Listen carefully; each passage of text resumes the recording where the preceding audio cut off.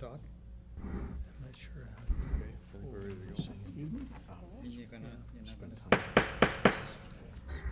Yeah, I'd like to call to order this meeting of the August 9th, 2018 City of Nashua Planning Board. Mr. Secretary, you can call the roll. Mayor Donches, Mike Peterson, Present. Scott Leclerc, Here. Adam Varley. Here. Edward Weber. Here. Alderman David Tenza. Present. Alderman Marianne Mazzilli Goya. Steve Dukraine. Present. David Robbins. Present. Jerry Rapucci. Here. Maggie Harper. Here. Okay, and we have one regular member at this time, Dan, not here, so Maggie, you'll be participating in voting. Okay. All right, thanks. So we have in front of us a couple of different sets of minutes, one from the July 12th Planning Board meeting, as well as the July 19th, 2018 workshop session. Anybody had a chance to take a look at those and make a motion, whether they're ready to go? I'll make Marley? a motion as to the July 12th minutes, that we approve those minutes. So we have a motion by Mr. Varley to approve the July 12th minutes. Anybody second that? Second by Mr. Rapucci. Any discussion? All those in favor? Aye. Opposed? Any abstentions? Okay. Just one down there? Did you get that, Ed? Oh, one. Yep, they all were. Oh, okay. Okay, on the July 19th workshop.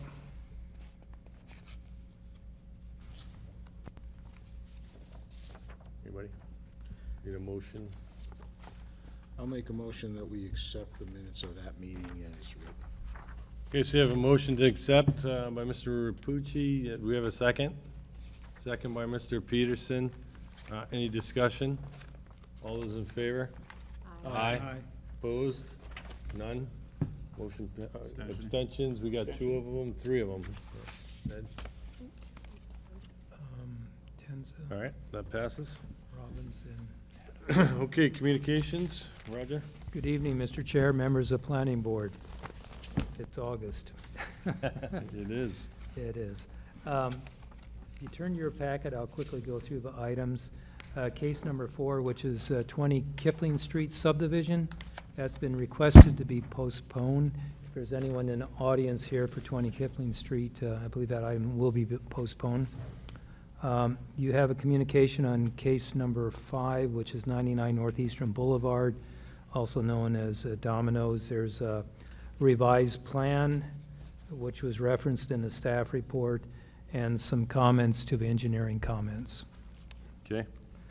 And you also have a communication, and I believe the city engineer, Steve Duncan, is here. I see him. He had asked that I put this in your packet in case he wasn't here. He is here, so he'll address that communication under other business item number 2. And then lastly, you have a technical review meeting list to determine regional impact, which is other business item 1. And that's all I have. Thank you. All right, thanks. Report of committee and liaison, HDC had no meetings. okay. All right, so I'm now going to go ahead and read the procedure of the meeting. So the procedure of the meeting and the hearings are as follows. After legal notice of each conditional special use permit, site plan, or subdivision is read by myself, the board will determine if the application is complete and ready to take jurisdiction. At that point, if we do take jurisdiction, the public hearing will begin. The applicant or their representative will be given time to present an overview and a description of their project. They'll speak to whether or not they agree with the recommended staff stipulations, and the board will have an opportunity to ask questions of the applicant or staff. I'll then ask for testimony from the audience. First, I'm going to ask for anybody wishing to speak in opposition or concern to the plan. If you choose to do so, please come forward to the microphone. Make sure you state your name and address for the record. And then this is the time for you to go ahead and express any concerns or questions that you might have regarding the plan. Once that's completed, I'll ask for testimony from anybody wishing to speak in favor of the plan. The board will also be able to ask relevant follow-up questions of the applicant.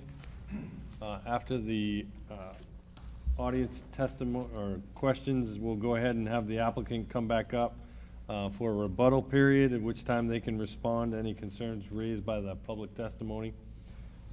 If there still remains any concerns, I'll ask that those who are concerned get together and have one person come forward to speak for the group. That public member will be allowed to respond to only those items brought forth during the applicant's rebuttal period. After this has been completed, the public hearing will end. The board will resume the public meeting, at which time we'll deliberate and take full vote on the application before us. So I'm going to ask that we keep, both sides keep their remarks to the subject in hand, not repeat what has already been said. We want to be fair to everyone and make the best possible decision based on a testimony presented and considering all our applicable approved criteria established in the National Revised Ordinances for conditional special use permits, site plans, and subdivisions. So thank everybody for their interest and courteous attention. If you do have a cell phone, I'd ask that you put it on vibrate or turn it off at this time as well. Okay, so Mr. Chair? old business conditional special use permits, there are none. Old business subdivision plans, there are none. Old business site plans, case number 1. That case is tabled to an uncertain date and the abutters will be re-notified. New business conditional special use permits, there are none. New business subdivision plans.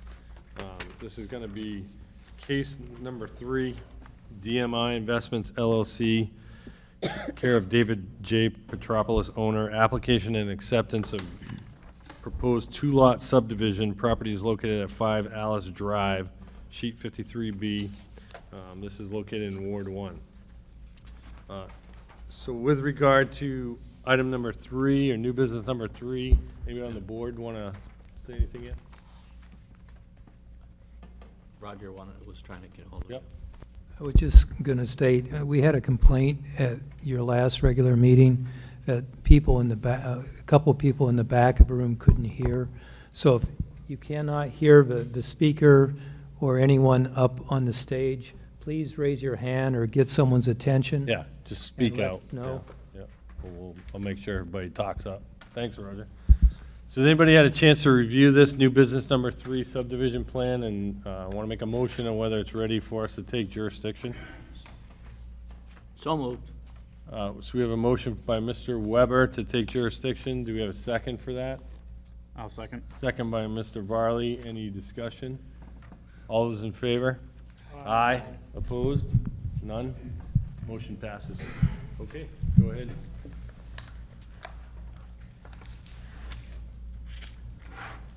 Good evening, Mr. Chair. Whoa, that's loud. Can hear that. Sorry. Everyone hear that okay? Yeah. Good evening, Mr. Chairman, members of the board. For the record, my name is Steve Auger. I'm a project manager with Hayner Swanson, and our office is located here in Nashua at 3 Congress Street. I'm here tonight on behalf of DMI Investments. Joining me from DMI in the audience is Mr. David Petropoulos and Mr. Jaron Slattery. We've come before you seeking approval for a 1 to 2 lot subdivision of the tract at 5 Alice Drive. Very quickly, some lot information. It is listed on the Nashua tax maps as lot 47 on map 53B. It is 0.615 acres in size, zoned R9 suburban residence. It's a little bit unique in that it has frontage on Alice Drive with the existing home, as you can see on the plan up on the board, and it also has frontage on Sherwood Drive, and that is where we're hoping to get approval to create a buildable lot. The lot is serviced by city sewer, Pennachuck water, and overhead electric and telephone, and it is abutted on all sides by residential homes. Couple of site conditions I'd like to make you aware of, and this is noted in the staff report. If you look at the existing house on Alice Drive, the area that I have shaded in yellow, a portion of that house will have to be removed, that's the area in yellow, in order to comply with the rear yard building setback, where we're creating the line, some of that house as it stands right now would be in violation of the rear yard. So if we're granted approval tonight, that part of the house will come down, and that is a stipulation in terms of recording the plan. So that's something that will have to be done before the plan can be recorded. The other existing condition I'd like to call your attention to is on the Sherwood Drive lot. There is currently an existing tennis court out there that'll obviously have to be removed in order to construct a home. With regards to stormwater, we have submitted a letter to the engineering department that's been reviewed and accepted. Simply put, the land use code allows us, under the stormwater regulations, to calculate the existing impervious on site. That tennis court is 2,143.85 square feet in size. The proposed home and driveway, as you can see on the plan up on the right of the board, that is 2,146.42 square feet in size. So there's a net increase of a mere 2.57 square feet. In our opinion, that increase is negligible and will have no downstream effect on the site. We are requesting 3 waivers, Mr. Chairman. As I've done in the past, I'll summarize the 2 shorter ones, and then I'll read the one regarding sidewalks, just to get that on the record, Okay, if you're that fine with sounds that. The first waiver request is section 190-221, and this has to do with electrical communication lines. The whole neighborhood, Alice and Sherwood, the existing lines out there now are all overhead, so we're asking a waiver to allow us to connect our lines to the Sherwood lot and have all that remain overhead as opposed to putting them underground. Waiver number 3, that has to do with planting shade trees. If you look along the Sherwood frontage, there's, I believe, 5 trees out there now. 2 of them will have to be removed because they fall right in the area of where we would have to construct a driveway. Then there's a 3rd one that's kind of right in the middle of the frontage. We have that marked on the plan to save that tree. And the other 2 are inside of a wetland buffer, so obviously we can't touch those.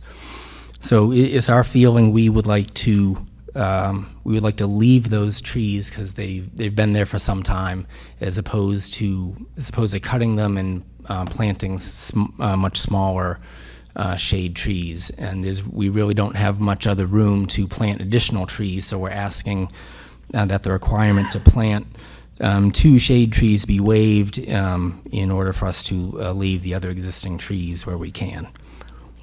Waiver request number 2 has to deal with the sidewalk contribution. That one I'd like to read into the record. Section 190-212 requires new sidewalks to be constructed along the property's frontage on public streets. We are requesting to waive the construction of a new sidewalk along the site's frontages on Alice Drive and Sherwood Drive for a financial contribution.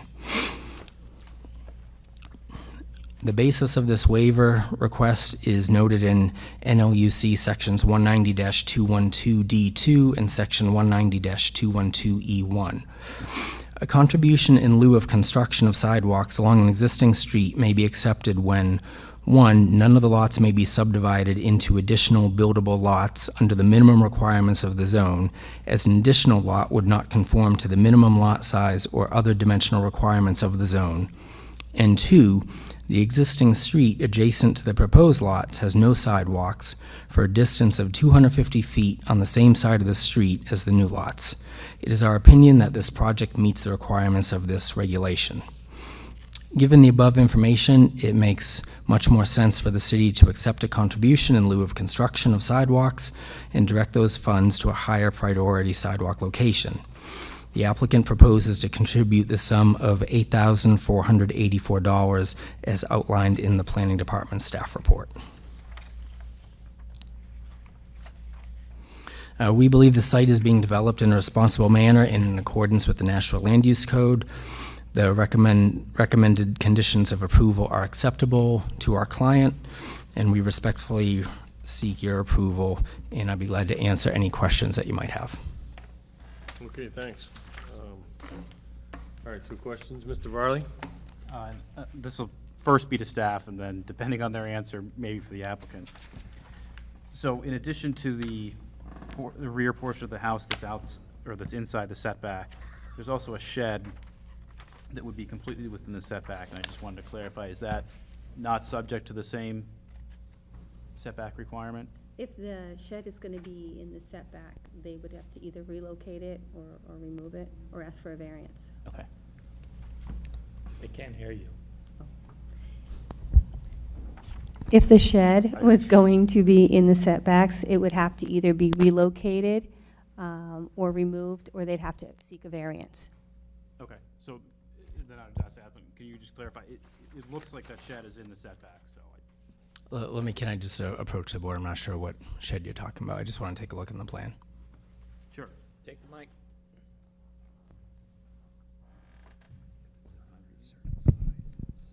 Yeah, there appears to be one shown on the lower right of the plan. I'm not sure I see in the overhead aerial, but. Yeah, it's there.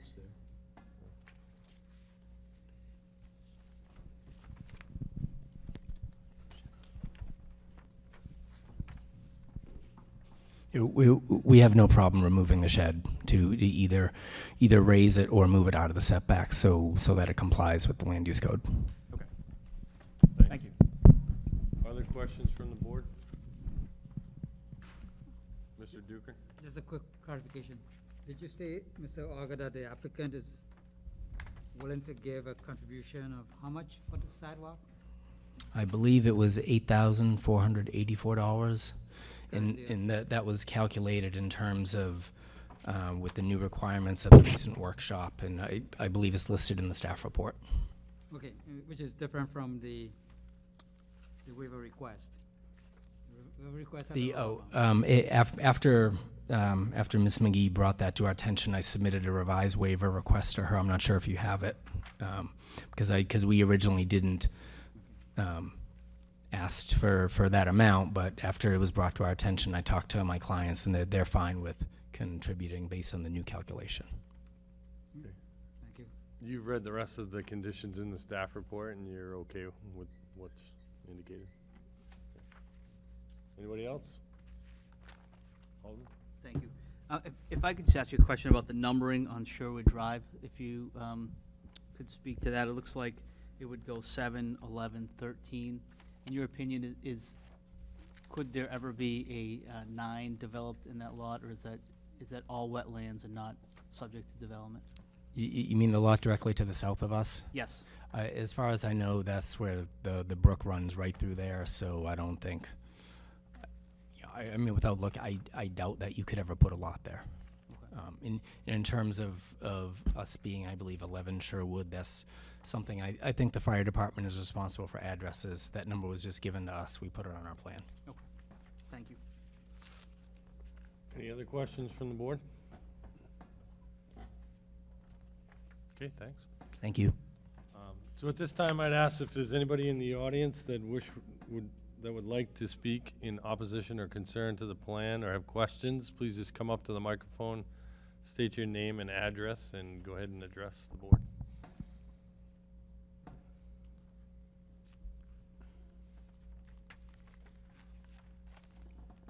Good evening, Mr. Chairman and board members. My name is Les Duncan. I live at 8 Sherwood Drive, just adjacent to the property across the street. Our primary concerns, and in talking with the design engineer, one of the concerns was the trees that were going to remain. Of the 5 trees, 3 of them are fairly large, and as I understand it, 2 of them are within that wetlands buffer, so won't be touched. And it is good that they're going to leave one of the other large trees, so that ameliorates that concern of some of the neighbors there.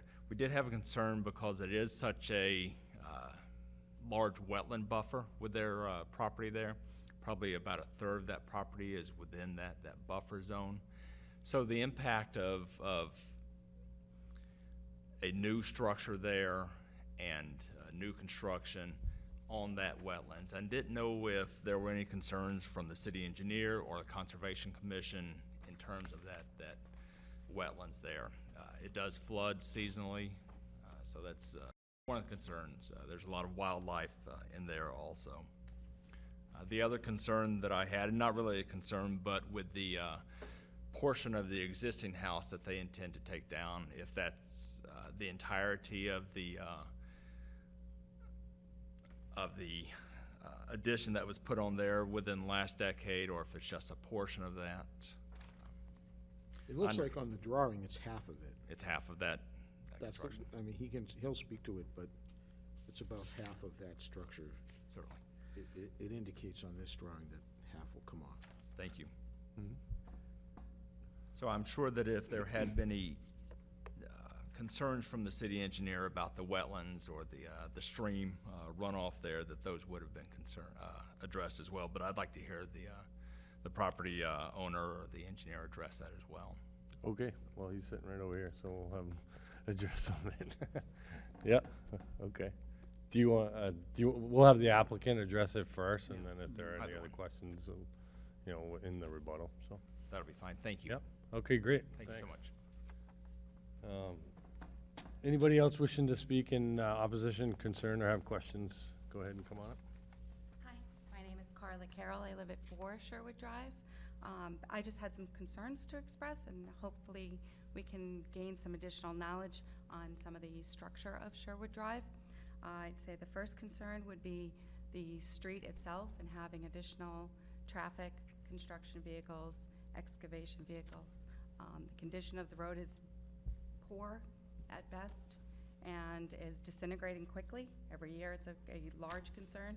There's a large pothole on it again right now, but it is an extreme problem for the amount of children that we have on the road. So it's in very poor condition. We call on it every year. So that's one of my concerns, is the street itself. My second would be, prior to any approval being given, I'd like to see some kind of report from Pennachuck Waterworks as to the condition structure of the lines on Sherwood Drive, because we've had issues with that also. Lastly, I guess it would just be the sewer lines and seeing the inspections of those. Okay, we'll let the engineer can probably address that for you as well. How would we obtain those reports? I'll let him respond on your questions. He'll be able to Thank you. talk on it. Thanks. Thank you. Yep. Anybody else wishing to speak in opposition or concern or have questions on the plan? Hearing none, anybody wishing to speak in favor of the plan? No? Okay. You want to come back up? And so we heard a few things. So the condition of the trees, the buffer impact, you know, just confirming how much of the addition might be demolished, street condition, and then utility connections in the process and how that works. Well, with regards to the first gentleman, you know, I think I covered the trees in my waiver requests. You know, we are going to leave one of them because it is, you know, much more, you know, substantial than, you know, planting a new 1-inch caliper tree. Sure. And the other two are in the wetland buffer, and you know, we purposely kept our design out of that buffer to not have to go to the Conservation Commission, to not have to deal with you know, getting a special exception from the zoning board. So even if we wanted to clear those 2 trees, which we don't, they're off limits because they're in the wetland buffer. So those 3 full trees are going to stay in the condition that they are today. We have no intention of touching them. And there's no construction impact on the wetland buffer the way the Nope. plan's put together? No, well, that leads me into the gentleman's next comment with regards to construction on the wetlands. As I said, we purposely designed our lot to stay out of the wetland buffer, as we didn't want to deal with the Conservation Commission. We didn't want to deal with the zoning board. So the existing conditions that are in that buffer and around the wetlands, they're going to remain as such. We're not touching those. Any earthwork that's going to be done with this, the construction of this house is going to be outside of that buffer, so we're not going to have any effect on the buffer or on the wetlands. They're going to remain as they are. Can you talk about maybe how during construction, are you using any protective measures? We can certainly put silt fence along, we have in our plan, we had the wetlands flagged, and then we show in our plan what the limits of the 40-foot buffer is. That's, this type of wetland gets a 40-foot buffer in Nashua. So the owners will certainly have no problem putting silt fence all along the limits of that buffer. So just as a, fail-safe to protect that buffer and keep it in the natural state it is now, that's not a problem at all. Okay. I believe the gentleman's third point was with regards to the structure, how much of it is going to be taken down. What we showed on our plan, the area I've highlighted in yellow, we basically lined up at the point where the 30-foot rear yard setback first encounters that building, and then just went perpendicular across. So, and that's how we determined that square. Certainly, if the owners wanted to take off more of that addition, they could. All we're showing on the plan is what the minimum that they need to take off to make the 5 Alice Drive house conforming if there is a new lot line there and thus a new rear yard setback. Okay. With regards to traffic and excavation vehicles on the street, I mean, in terms of what traffic's going to do to the neighborhood, having one more residential house, I that's not going to have any type of impact. I mean, this isn't a 25 lot subdivision where there would be a massive traffic increase to the surrounding streets. And with regards to excavation vehicles, I don't anticipate anything heavier than the types of plow vehicles that go up and down the city streets of Nashua during the winter. So we're not anticipating any damage to Sherwood Drive by any of the vehicles that have to get to that site to do the work. With regards to the condition of the Pennachuck water lines, as part of the review process for this, we are required to submit a plan to Pennachuck. We did that. We received no comments from them. Our plan clearly shows that we are proposing to create a service connection to the Sherwood house from the line in the street. At such time when that sewer or that utility is going to be stubbed, the owners are going to work with Pennachuck on that. I mean, they are going to have input on how that happens. I don't think anyone, taps into Pennachuck lines, without Pennachuck's knowledge. So I can't comment on the condition of the line. But I don't think anything that is going to be done to damage the line. And if something were to occur, then I'm certain my client will work with Pennachuck to resolve, any type of issue created by providing a service connection for that house. And I think the last comment was something with regards to inspection of the sewer lines. I can't comment on the condition of the existing sewer. On our plan, where we're showing the Sherwood lot tying into the sewer line, there's an easement on the very north, the top part of the plan. So we're showing that we're going to tie our service connection line into the line that's currently on that property right now. We're not going to have to go into the street to make that connection at all. So you're connecting on the lot? Yes. Okay. Okay. Questions on the board of the applicant at this point? Mr. Duker? Thank you. So, Mr. Auger, Mr. Duncan asked me to give an opinion regarding the wetlands. There are typically two impacts that you look for with the development with regards to wetlands. The first one will be qualitative impact, the stormwater runoff, and you mentioned the Conservation Commission would weigh in on that, as well as the DES, the New Hampshire Department of Environmental Services. And if it gets to be at a certain extent bigger than that, then you get the Corps of Engineers, the U.S. Corps of Engineers. So this development is rather small, and there may be some impact during construction, and you talked about having the requisite cell fences and so on.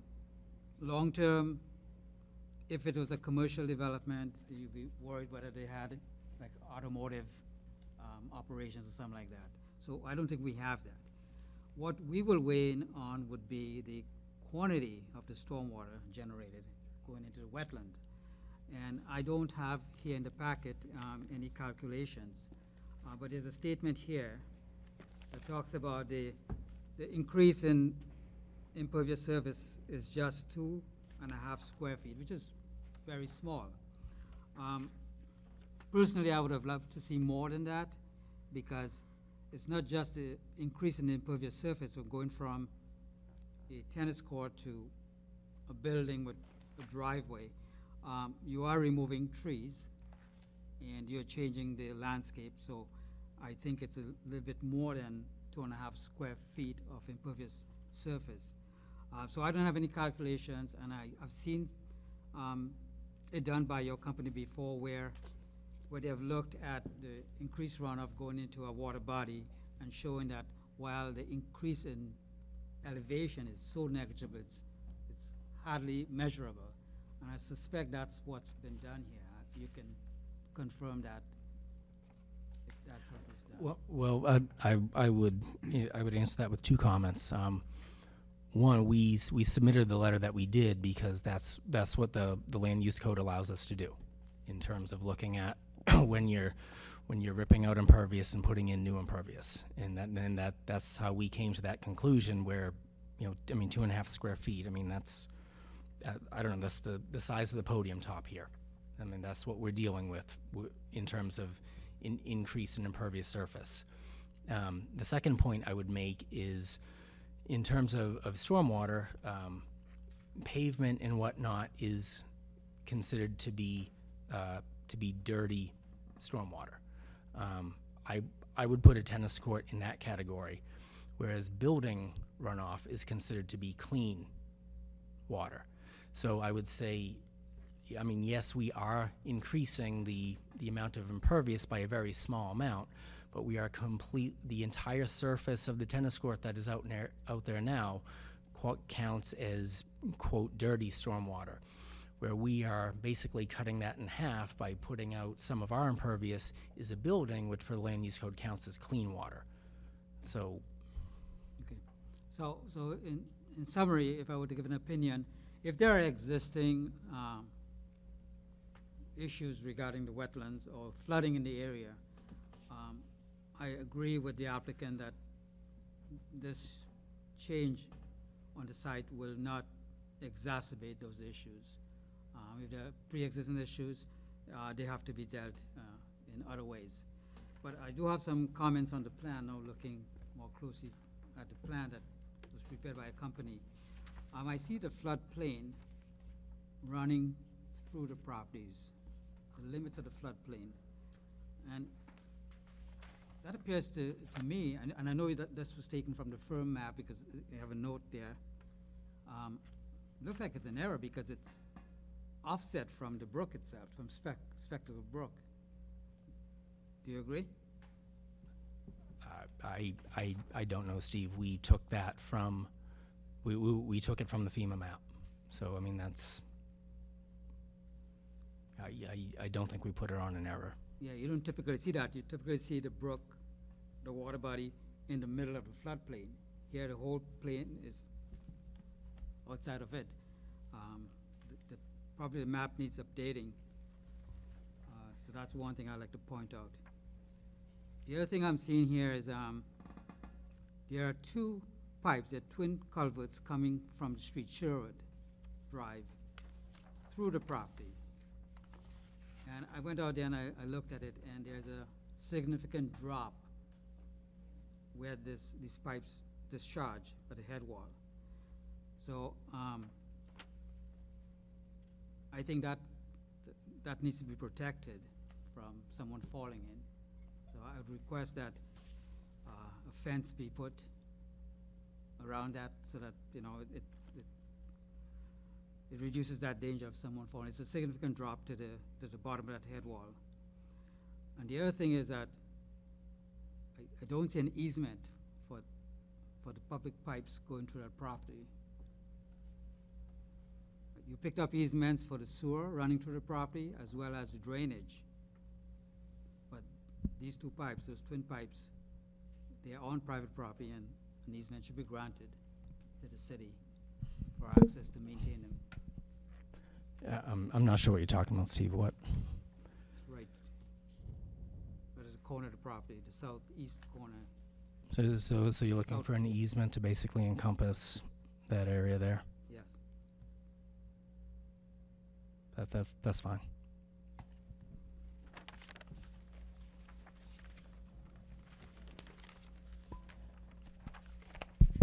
The last comment I have is, read to the waiver, the third waiver, and maybe staff can help me with this. This is a waiver for the street trees. How did that come about? Is it a standard? I couldn't follow it reading through the report. Yeah, it's a standard that, for subdivisions, that the applicant has to plant two street trees. Okay, because the other one that we tabled, but that's been continued, and it's not been listened to tonight, that doesn't have that. We'll take a look at it. It should have two on the landscape plan. So we'll see this going forward, I suppose, on all subdivisions. Yeah, on all the plans, they have to have two streets, yeah, two street trees. All right, okay. It's not common, so that's why it got my attention. Okay, thank you. Other questions, Mr. Rapucci? Yeah, on the impervious surface, that calculation comes on the new lot, right? It's the lot that you're creating that you do the math on. Yes. I mean, technically, I could have included the Alice I just- Drive. Right, I just wanted to point out that if you look at this lot in totality, you're actually reducing it by way over 100 feet on the existing house, because you're taking a big piece of that room off. So if that's 16 feet, and it looks, even if it's 16 feet square, that's a couple hundred feet that you're increasing, or you're decreasing the impervious surface on that lot. And I know that doesn't go into the calculation of the new lot, but I think it lessens the impact that was raised about the surface area. So I just thought I'd point that out. And that'll be the case only if it's replaced with green space, but they could put a patio there or something of that nature. I suppose that's true. Steve, can you, just for the sake of folks in the audience that had questions about sewer and water line, maybe, we can explain the differential. I mean, the sewer line, that's city managed. Yes, the sewer line in the street, the sewer mains are city-owned. And I'm not sure of the questions regarding that sewer line. I don't know if Ms. Auger, you understood the question? As I recall, the abutter was looking for some type of inspection of the sewer lines. Yeah, I mean, I'd just like to reiterate, we're not touching the line in the street, we're making our connection with the line that runs across our property. Right, and the city will inspect the line if there is a reported problem with it. If it's backing up or sinkhole in the street, then the city will inspect and perform the repairs needed. Okay. In the process, if somebody's got a concern about their water service, Right. it goes through Pennachuck? So the water mains are Pennachuck's, and any concerns, we can direct those concerns directly to Pennachuck, and they will look into them.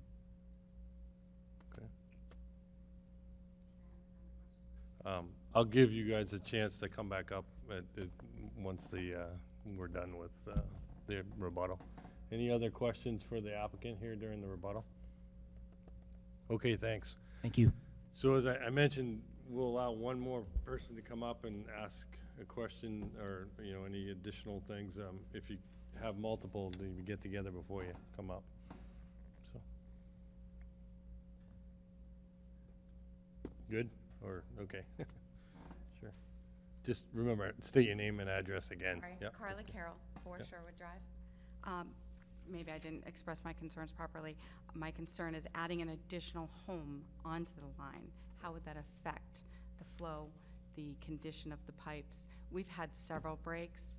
We've been told by Pennachuck that the lines are in poor condition, deteriorating, whatnot. We've had multiple problems, flooding on the street, and we address it straight with them. We perfectly well understand where we Yeah. pay our utility bills to. Yeah. So my concern is, what's their take on adding an additional home Right. and utilizing these existing lines that the rest of us are already on? Right, okay, thanks. Yeah, the process with the engineer, they do submit that plan, and he mentioned to Pennachuck specifically for that review. And they did not come back with concerns of an additional house load. And then the city does the same, right, when Yeah. you get the plans for the sewer?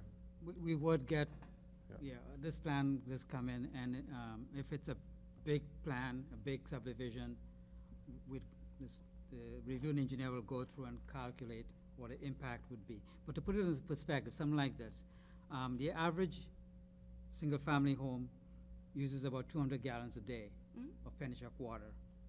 So if you look at that, that's not a whole lot. Right. And that's the same amount that actually goes into the sewer for the most part. And so that's not a whole lot of impact to the sewer itself.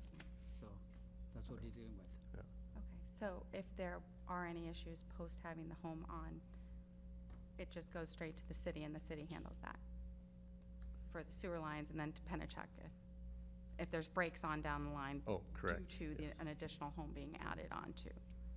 Correct, yeah. I mean, it's a responsibility of Pennachuck and the city to review the plans that go to them for whether or not the capacity is there to support. Yeah. Okay. Yep. So if we have concerns with Pennachuck, we can address that directly with Pennachuck? Absolutely. Excellent, Yeah. thank you. Yeah. Thanks. Okay, any other questions for staff or anybody else from the board while we're still in the hearing here? No? Okay, thanks. All right, this time I'm gonna go ahead and close the hearing and move into the public meeting. So we've got the two-lot subdivision here. We've talked about it. You know, there's been some discussions around trees, buffer impacts, a little bit onto traffic, and then utilities. Anybody have any discussion points? Steve did bring up, I think you probably want to keep in mind, there was a shed that somebody talked about that looks like it needs to move. That's probably a reasonable stipulation, I think. And then, Steve, you were looking for an easement for the twin drainage pipes that are cutting over, which lot number was that? That's That's a new lot. 92? Yeah, lot 92, and as well as some fencing to protect the head wall drop. The drop, yeah. Okay, so if someone's making a motion, I mean, obviously, there's been some board concern on those two things. Sorry, so what, that was the fencing to protect the head wall drop, and what was the second one? Was an easement to allow access to the twin drainage pipes that feed that head wall. They cross over a section of lot 92. And then there was a shed, I think was the other potential discussion point. Anybody else have any things they want to talk about with regard to this subdivision plan? Okay. Anybody want to make a motion?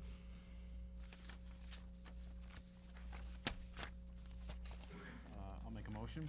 Mr. Reilly?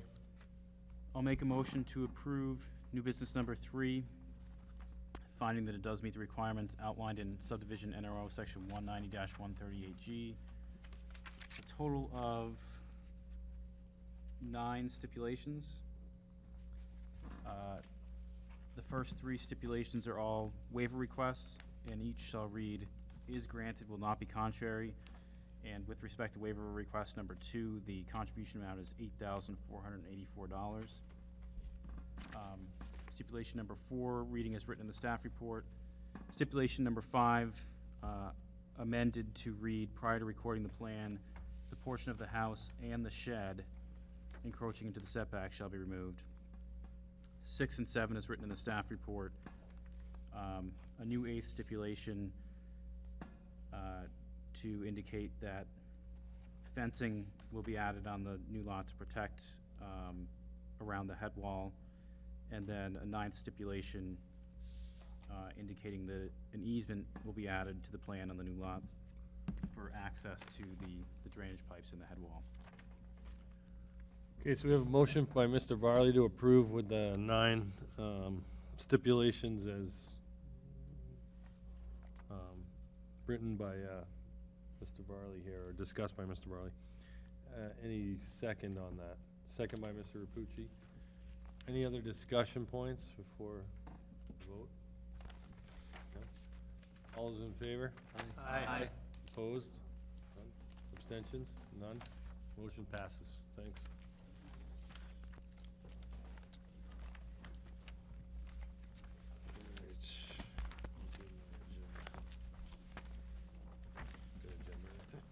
Oh, no, there we go.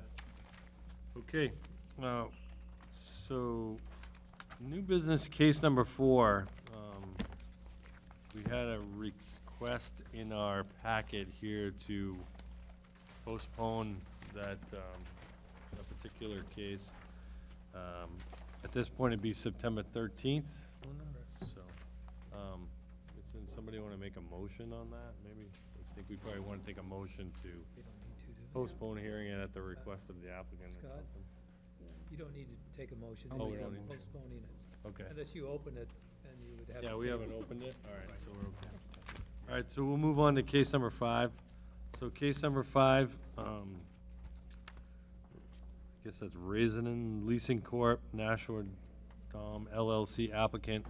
Proposed site plan amendment to NR 0340 to demolish a portion of the existing warehouse space and renovate the Domino's Pizza store with a 500 square foot addition, along with associated site improvements. Property is located at 99 Northeastern Boulevard. This is in Ward 6. Can I get a motion as to whether this plan is ready for us to take jurisdiction? So moved. So we have a motion by Mr. Weber, a second. Second by Ms. Harper. Any discussion? All those in favor? Aye. Okay, motion passes. Go ahead. You can- I have an easel, or would you prefer the boards? Just a couple drawings, I can pull them right off there and put them on the board if that's easier for you. Doesn't matter. If they can go on the board, that's fine, yeah. I'll do that. Yeah.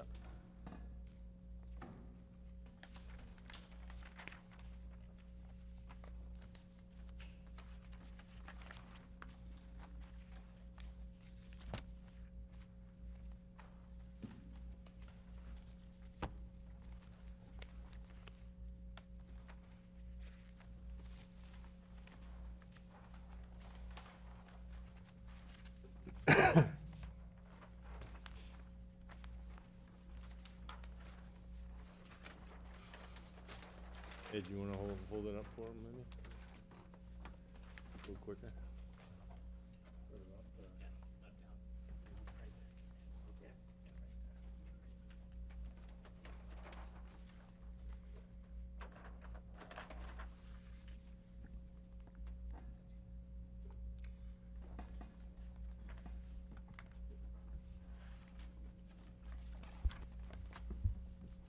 Okay. Okay, my name is Paul Avery. I'm with Oak Consulting Group. With me tonight is David Jenks, the applicant. Two drawings. The one on the left is the existing condition. Real quick, can you give your address? for Oh, I'm Oak sorry. Construction We're at Consulting? P.O. Box 1123 in Newburyport, Massachusetts. Okay, thanks. Yep. Okay. The drawing on the left is the existing site. It is a 0.54 acre parcel with frontage on both Northeastern Boulevard and Pittsburgh Avenue. The site has currently got a single building on it that's split into two spaces. The easternmost facing Pittsburgh Avenue is about a 2,500 square foot existing Domino's store. And the remainder of the building is 4,700 square feet of office and warehouse space, which is currently vacant. The parking on the site is on the north side of the building with a drive on Pittsburgh Avenue, and it provides a total of 22 spaces. What we'd like to do is come in and improve the Domino's stores to bring it up to current standards, which is a facelift. In the process, and just an interior renovation, but the programmatic changes would be adding 34 indoor seats And there's also provisions for up to 8 seasonal outdoor seats under the awning there. As part of that, the warehouse portion of the building would be removed, so the building gets substantially smaller. And in exchange for that, we would like to construct a new parking lot with frontage on Northeastern Boulevard. In essence, what happens with this project is that the south elevation facing Northeastern Boulevard becomes the storefront that has the visibility. So that's where we'd like to have the entrance to the site be, provide the parking. The accessible parking goes in there with accessible routes to the front door, which is the south elevation facing Northeastern Boulevard. In addition to those improvements, we are proposing to construct 10 additional parking spaces, but also enclose the existing dumpsters, which are currently located on the west end of the existing parking lot. We are going to reuse existing utilities. The building is currently served by Pennachuck Water, Sewer, and Gas. There's a small reconfiguration of some of those services just because they happen to be connecting to the building in a portion that's being removed, but the service connections themselves will remain the same. We're also, there's a recent project, as I'm sure you know about, that reconstructed the sidewalk along the property frontage on Northeastern Boulevard. Since that work has been done, instead of doing that, we're going to pick it up where it ends at the crosswalk across Northeastern Boulevard, construct a crosswalk across Pittsburgh Avenue, and then continue it across the frontage of the 2 Pittsburgh Avenue property, which goes off to the right. You can see it on the proposed drawing C2, which is on the right. The result of all of this is a net reduction in impervious area on the site of about 600 square feet. One of the issues that came up recently, and the drawing on the board is slightly different than the one that you have in front of you, is the the concern was raised by the planning department about if you've got a dead-ended parking lot because these 2 parking lots aren't connected, how would one then get back out if the parking lot was full? And wanting to avoid the condition of having to back out onto Northeastern Boulevard. So what we have on the drawing on the right is just down the page from the loading area, we've striped off an additional parking space and proposed a no parking sign mounted on the building so that that would be a dedicated non-parking space, the purpose being it would enable a turnaround for somebody who happened to pull in the parking lot only to find that it was full. When we prepared the design initially, we did have the 2 parking lots connected so that you could go in one and out the other. As we looked at that really it became impractical just from a construction cost standpoint, and it wasn't feasible to do it. So we scaled the project down and just wanted to add the customer parking to accommodate the new entrance. We did look very briefly at the end of connecting to address the parking, the traffic concern of connecting the 2 with like a ramp.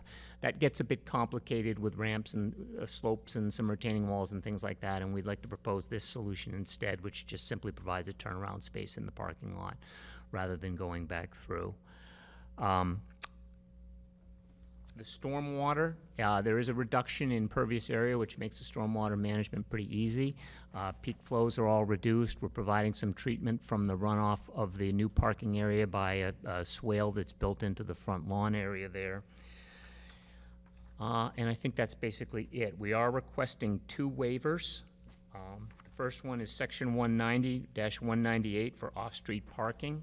This use is now considered a restaurant. We got a variance from the ZBA to allow that use, and that's the permitted use at the site, with a total of 42 seats if you count the seasonal outdoor seats. Under the regulations, the maximum number of seats, parking spaces that could be provided for a restaurant of that size would be 21. We're proposing 32. The justification for that is, I think, if another similar use on this isn't really a typical sort of sit-down restaurant.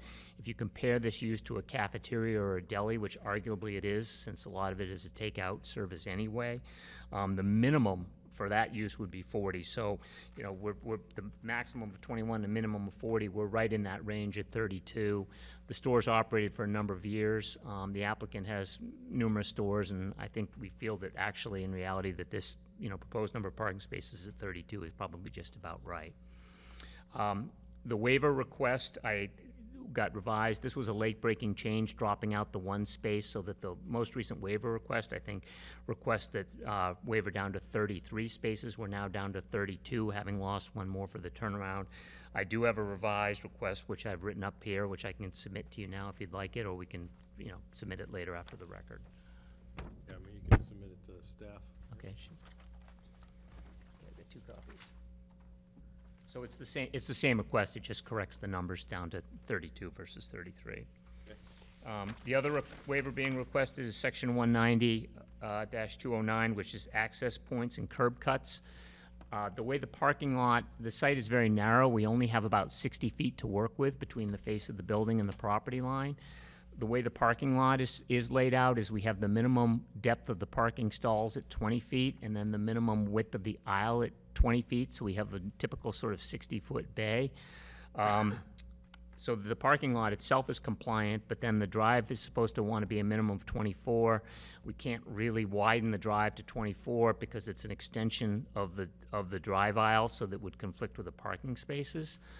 So we are requesting a waiver for that. Alternatively, if we didn't do it that way, we could, if the board felt strongly that we'd want or need the 24-foot drive aisle, then we'd just say, well, let's just cut the paint stripes off and pull it back, and would be then looking to request a waiver from the depth of the parking space and just reallocate the 60 feet that we have available. But does that make sense? You following me on that? You shrink the parking spaces. Shrink the parking spaces. So we left the parking spaces the way they are. We have a narrow entrance. If we felt it was more advantageous, we'd be happy to shrink the parking spaces and widen the drive. But we only have 60 feet to work with, so I can't go wider. Okay? And I think that's it. All right. Okay. Any questions from the board? Mr. Weber? Did the fire marshal comment on the smaller driveway? No, we didn't get any comments from the fire marshal. Okay. Two, when you're saying you're enclosing the dumpster, are you putting that on a slab? We were not proposing to put it on a slab, but we could do so if the board feels strong about it. I would just state you'd need to go and get it by the ordinance. Okay. And I believe it has to have a slab. Okay, But go with whatever the city ordinance, you can work with staff on that, okay. just so it's correct. Okay? Alderman? Could you explain a little bit about the increase in impervious space? Because that doesn't, just looking at the plan, doesn't necessarily make sense to me where you're getting rid of the building but increasing the parking lot space. It seems to me it would be pretty equal. So you talk just a little bit about that.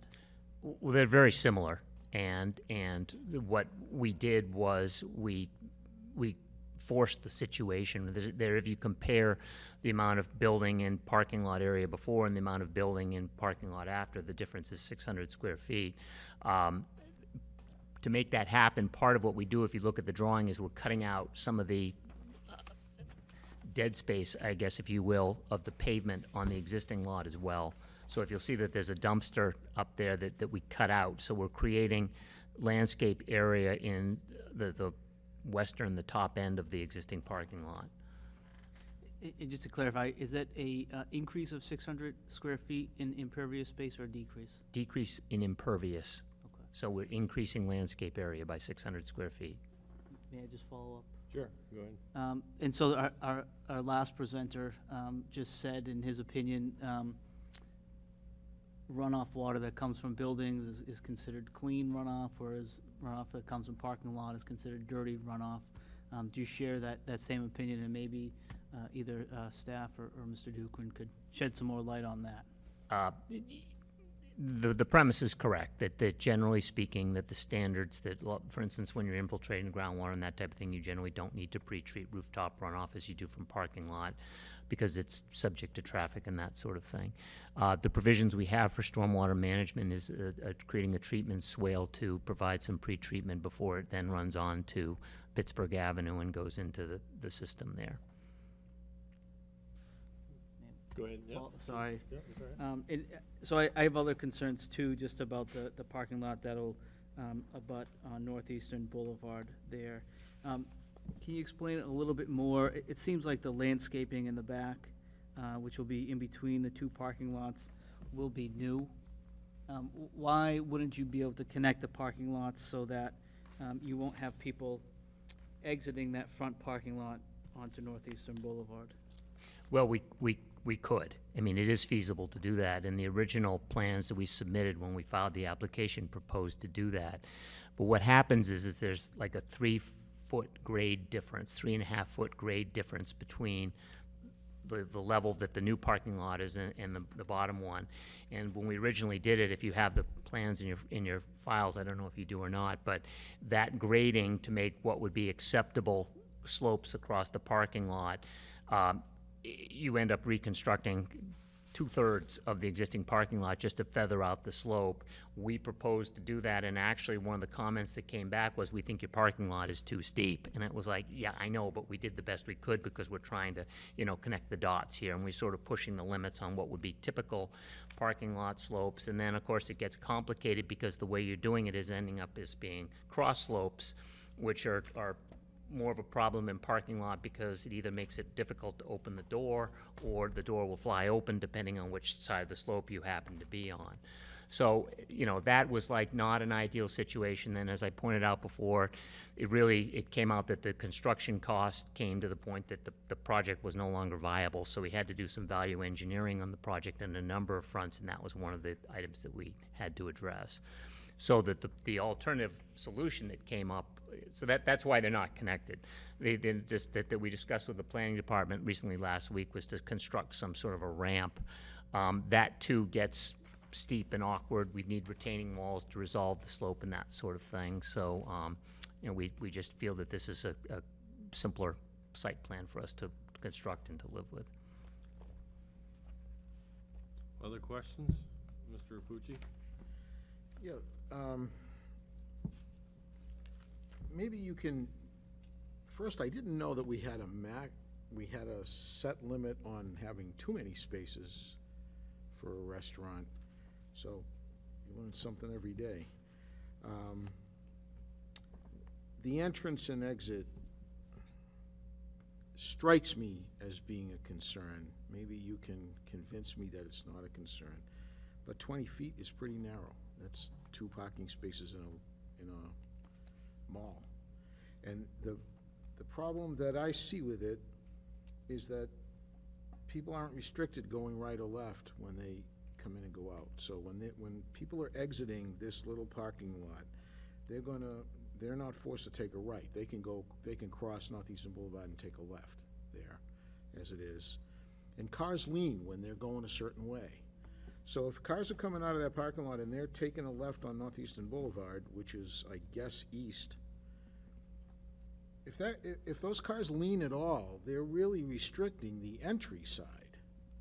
Am I wrong about that? I mean, it seems what would be the standard width? Wouldn't it be 24? The 24 would be the standard width, and as I said before, we can easily widen it to 24, and we just would have to adjust the waiver to shorten the parking stalls. Okay, so normally, just if you go into 90% of the communities in New England and probably in the country, that typically a parking space is, you get a 60-foot bay, it's typically 18 feet on the 2 parking spaces and 24 feet of the aisle. The city ordinances say we want the parking spaces to be 20 and the aisle can be 20. It's like, okay, fine, we still got the same 60 feet, we're just painting it differently. In this case, because it just extends through, that then translated into a narrower thing. I mean, we'd be happy to modify the waiver request and go for I understand your explanation. Yeah. I'm not necessarily want to ask you to modify it if it's not necessary. I'm trying to get to, is it a legitimate concern at 20 feet? As an engineer, would you say it is, or would you say it's a negligible thing? Don't worry about it. Let me jump in for a second. Sure. David Jenks, 12 Tarbox Lane, North Reading, owner of Domino's Pizza and the applicant. We've done a few projects, and normally, as Paul said, a parking space is 18 foot by 9 foot, I believe. That would be my preference here as well, with a 24-foot wide, 24-foot wide aisle. So if that pleased the board, that would absolutely be my direction. Okay, less accidents blocking cars going in and out. So I'm taking, I don't want to get out of school here, but I'm taking as the planning department that directed it this way, or am I wrong about that? What directed it to be 20 feet? We followed the rules for the parking lot itself. That's what drove it. So the rules say that it's 20-foot stalls and 20-foot aisles. So we have our 60-foot, and that's how we divided it up. Because the entrance is just an extension of the drive aisle, it just projected out to be 20 feet. That's just how we did it.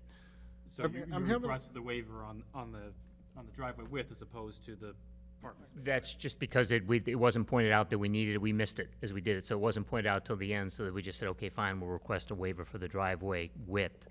And we'd actually happily and actually prefer to modify that, and let's. Well, don't take it like I'm drilling you. You can educate me. I'm a little confused as to why you have to touch the parking spaces, why the entry and exit driveway there can't be 24 feet wide. Well, it's. And leave the rest of it alone. The drive itself, if you've got a 20-foot aisle in the middle and then you match it up with a 24-foot throat, you're gonna have a 2 foot of conflict on either side with the end of the parking spaces. The striping on the space would be. When you say small, you mean shorter? Shorter. So Yeah, Okay, 18 instead of 20. that was confusing me. okay.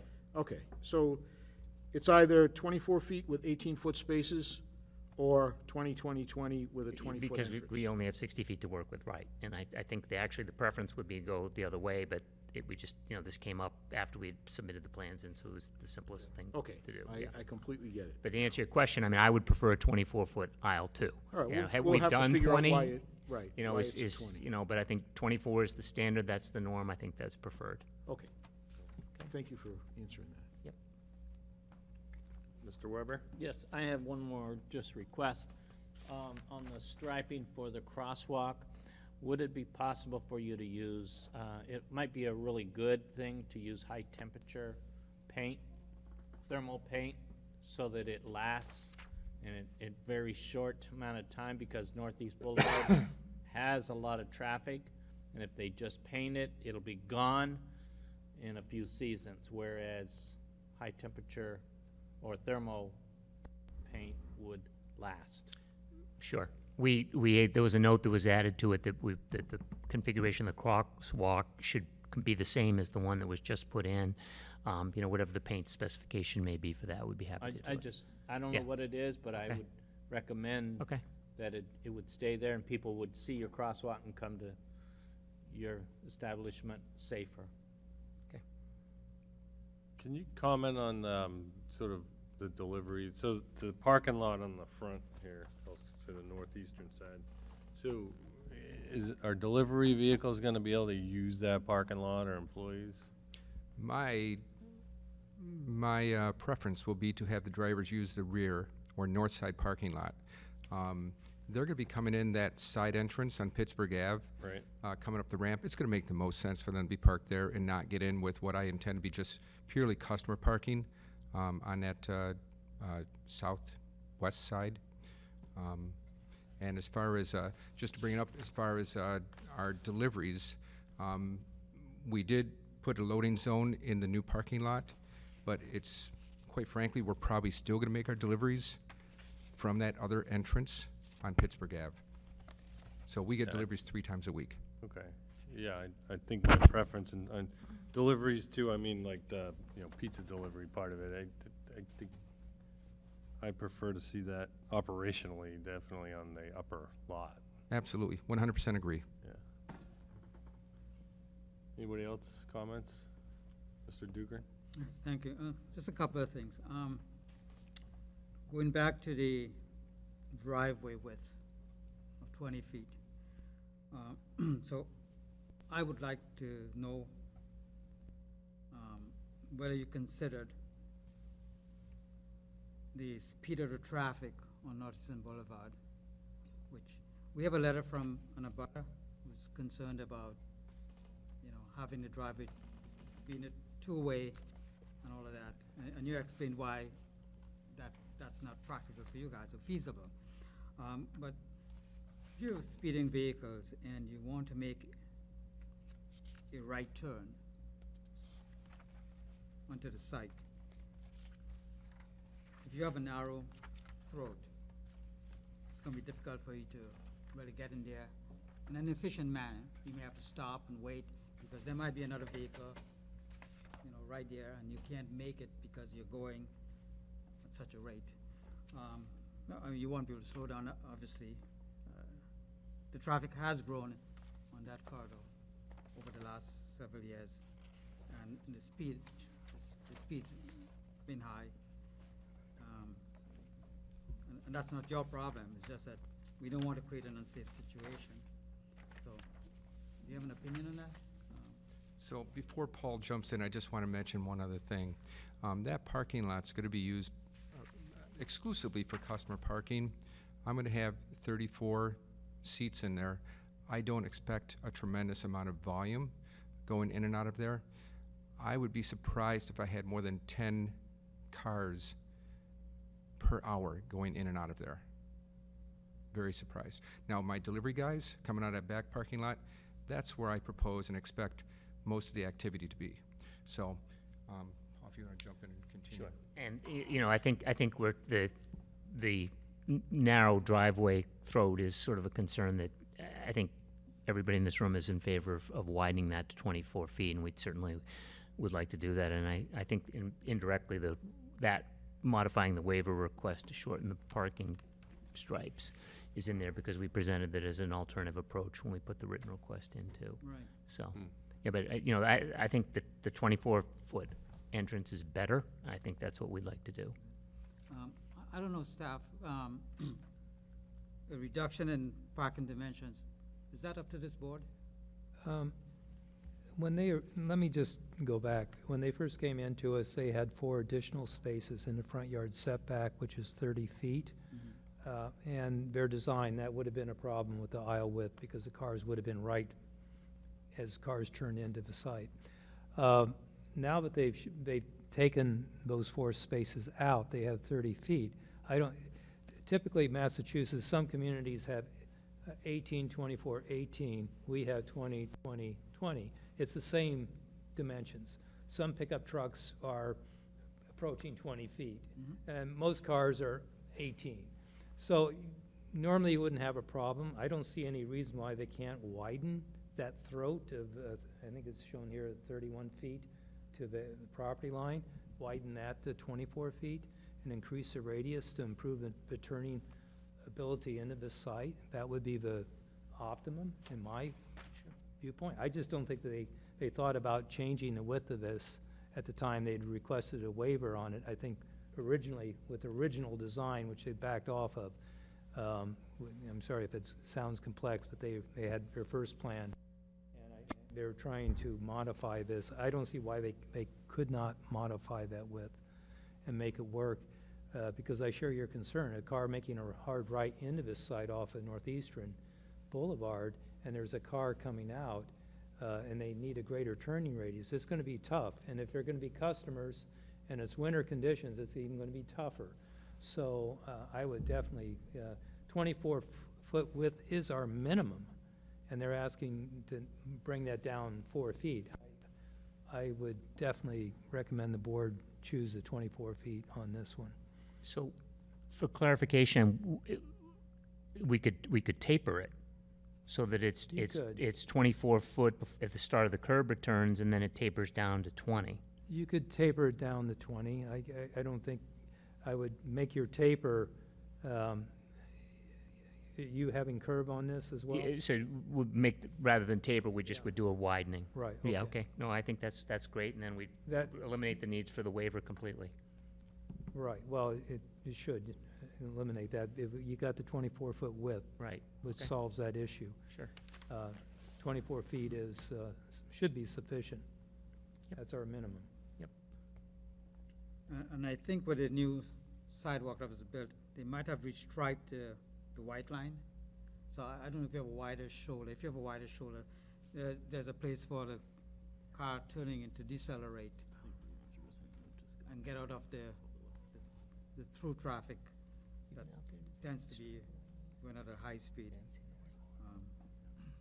We are starting to do a lot of that in the city, where we are narrowing lanes to help slow vehicles down.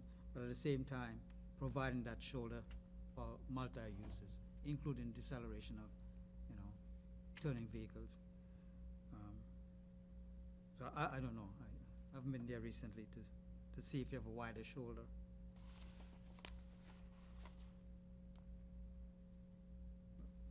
Another thing I wanted to bring to your attention, on the existing parking lot, the edge, you have a significant drop onto the other property, the neighboring property. It could be as much as 6 feet. And when I park there, I could never tell if I'm at the edge or too far away. And often you see vehicles are, a little bit apprehensive, and they'll be holding back and extending to the drive aisle. I would suggest that you put some kind of barrier there. At least one, to protect the vehicles from going over. Two, at least to tell the vehicle you are at a safe stopping point. You don't need to hang back drive aisle. That's the north end of the north side of the lot? Yeah, Correct. That'll be, yeah. Is that where the retaining wall would be? No, it's on the heading up the page, so the Existing head-in lot. spaces to the lot, it drops off, Okay, right? So as you're pulling in the existing parking lot, the spaces on your right. gotcha. I also wanted to maybe ask a question about this.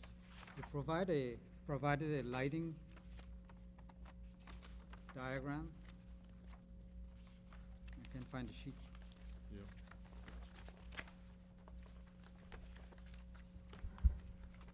And you showed, where, and I think you attempted to meet the ordinance that requires, a certain foot candle at the property lines. But on the west side, adjacent to the new parking, I see some high numbers. 3.9, 4.7, 5.6, 6.2. I'm wondering if you need a waiver for that.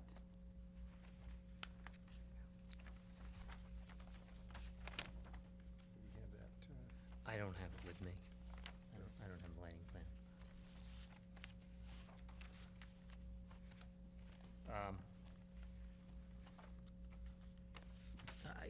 We could either request a waiver or perhaps revisit or the just the lighting. lighting. Yeah, just the lighting. Yeah, I think if you You have a move copy of that that pole, lighting diag- if you move that pole back and adjust the angle on that head, you probably could get that to fall off a little more. I think it can probably be. We'll have to recalculate it. Yeah, Okay. so No. you either got a waiver or fix it. So Yep. I would suggest we just fix it. Okay. Now, at the existing entrance, from the existing parking to the existing entrance, so you're gonna preserve that walking ramp. Right.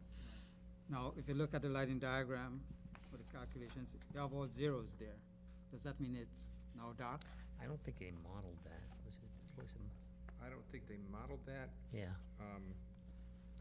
and I think we've been using the street lighting. I Yeah. can't personally tell you what lights set up, but I know when I walk in there that I have plenty of light to get in and out of there. So you're not removing any lights? No. Okay. Well, so you're thinking the lighting there now today is essentially because of the street light?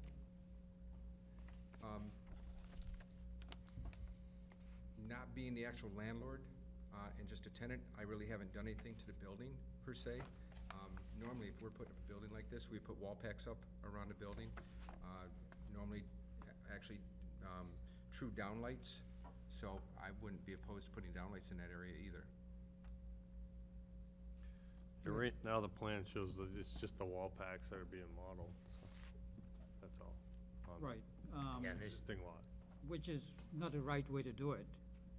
You gotta look at all the lighting, because the intention is not to have spill at your property lines. Right. Well, in effect, the downlights would do that. I don't know if they actually throw more than like 10 feet. What's your concern, Steve, that you want to see more light on that upper lot? Well, the existing, I saw 0, so I. It's you know, not don't showing know any what's in going that on there. back You left, want to yeah. make sure we're approving a plan that you have adequate light, but not too much. So what we had the company do was all the photometrics for all the new lighting going in. The guys are out of Texas, they're not up here. And I know that we have wall packs on that side facing that north parking lot. Seems like it lights it adequately. I don't know that that's, you know, an overspill. I can't really, you know, talk to that, but we do have adequate lighting there at Yeah. night. It's not showing an overspill, it's showing like a lack of light at the north boundary of the, it's particularly the northwest is like, it's showing none. Are there any poles out there? I don't believe there are. I believe we only have wall packs in that existing Just wall pack? area, correct.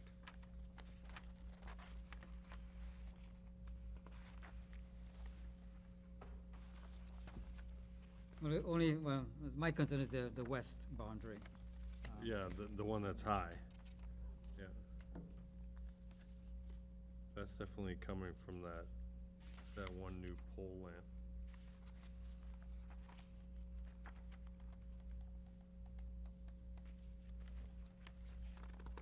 That's all I have, Mr. Chair. Okay. Other questions from the board? I had one Ms. question. Harper? First, I guess for staff, just about the walkway crossing Northeastern Boulevard. Is there a standard for that type of walkway to have some type of signal for cars to know that people may be crossing at night, I guess, is my question?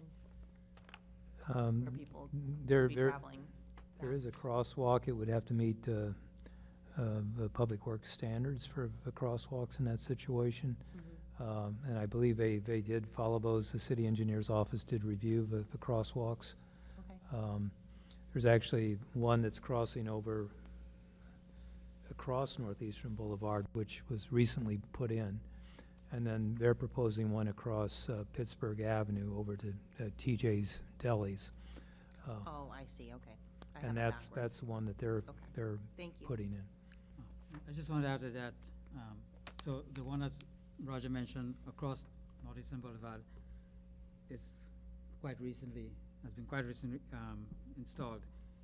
And it has what we call a rapid flashing Yeah, unit, so a pedestrian is there, they hit the button and the lights flash.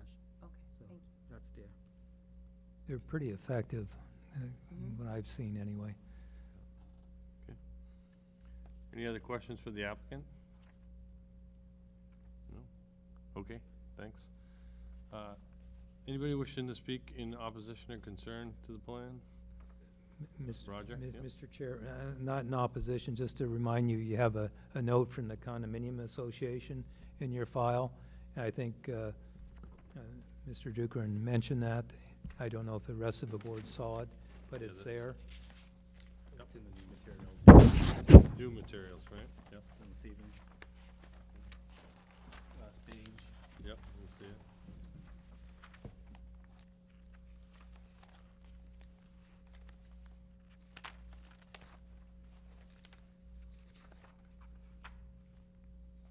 Okay,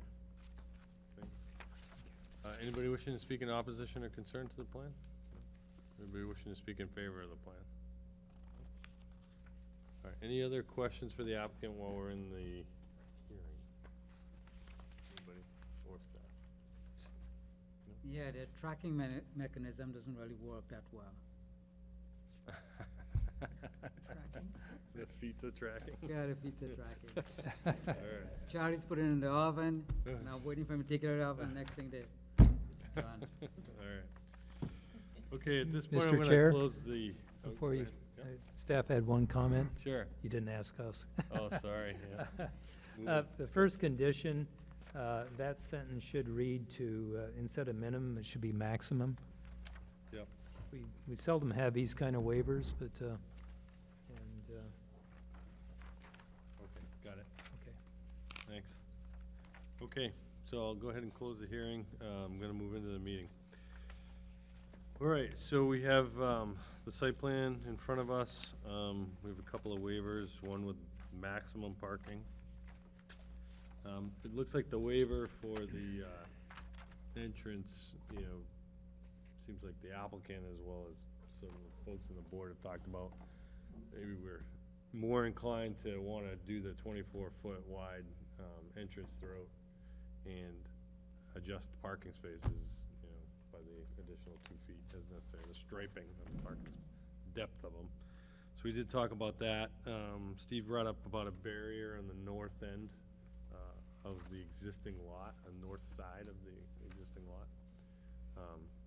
You're thinking sort of like a parking stop of some sort of physical barrier that allows the driver to know that they're at the edge of the lot. The edge of the space. Yeah.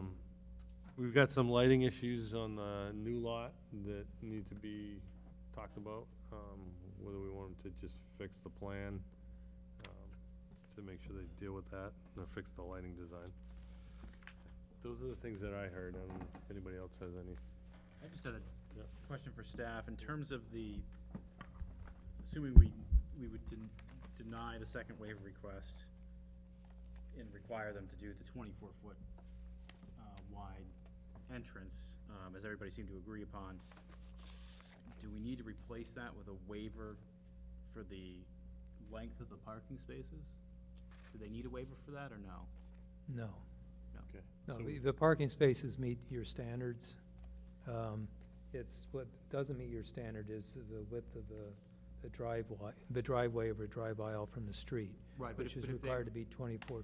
Right, but if they make the parking spaces 18 feet to account for the increased width of the driveway, we don't need a waiver for that?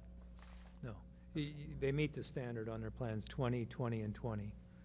It's just that some communities will have an 18-foot painted aisle, and then the aisle will be 24 feet, and the parking spaces are 18 feet. In those situations, the longer vehicles will stick out into the 24-foot drive aisle. Right. It's the same standard. Oh, yeah, so, yeah. So essentially, we don't need a waiver. We can No. deny the other one, and they can just make the 24 feet and adjust the spaces as They need to necessary. meet the standards, and they could. But it looks because like they were it- talking about reducing the striping and make them 18 feet. they wouldn't need to do that. Oh, you're Can I- talking just a taper then? Yeah, you were looking at it like we're gonna taper from 24 feet on Northeastern Boulevard in so that they can maintain the 20-foot parking spaces without obstructing that, but they'll have 24 feet Yeah. on Just Northeast. the throat. That's what I thought you said Right. could be done, Right. and then the spaces will stay the same way. Right. It'll just be 24 feet Yeah. wide on Okay, that's fine. Northeastern Boulevard. I Steve, thought- that seems yeah. It's reasonable, right? You confusing. could, do you think you I could? It thought is that they confusing. said maybe taper, then no, not taper, so, okay. In that depth? That makes sense to me, though. So, okay, I'd like to hear what makes sense to Adam before I, So I think what Jerry was just suggesting was it's gonna be tapered so that the driveway entrance width is gonna start at 20 feet, or 24 feet, sorry, and then taper down to 20 feet so that the parking spaces would remain 20 feet in depth. But you would still have the wider, The drive aisle would be 20. the but drive aisle mouth would be 20, the parking spaces would be 20, but the entrance would be narrowed down to 20, but it would start out at 24, so you would have greater width at the entrance towards the street. Does that make sense, Steve? well, I understand what he's saying. Is that what Roger's envisioning? Yes, I think you could do it even without the taper. I think you just make it a straight 24. I don't think it really matters that much. The law says you've got to have your driveway width of 24 feet. And that's primarily at where it meets the street, where you have the radius. There's also the section that requires the radius into the site. But then when you get into the site, you have to have enough room to get in, and then you'll naturally taper back to the parking area. So I'm not sure that that's an issue. Most of the vehicles parking here, with the exception of the loading vehicles early in the morning, if there are any that use that loading dock area. might be longer. Yeah, they talked about they'd use the back lot for that, though. Right, so that negates that. So I agree with Roger. Tapered driveways like that, and not, especially a short length like this, they're not common. Right, And where do you measure 24? Just at the beginning? yeah. And it comes to 20, then it really isn't a 24-foot wide driveway. It averages to 22, but if you Right. look at it. So I think it's okay. I think the applicant was talking about if you do that, and you have a 24-foot wide driveway, the full length, then you might be running into a car sticking out 2 feet.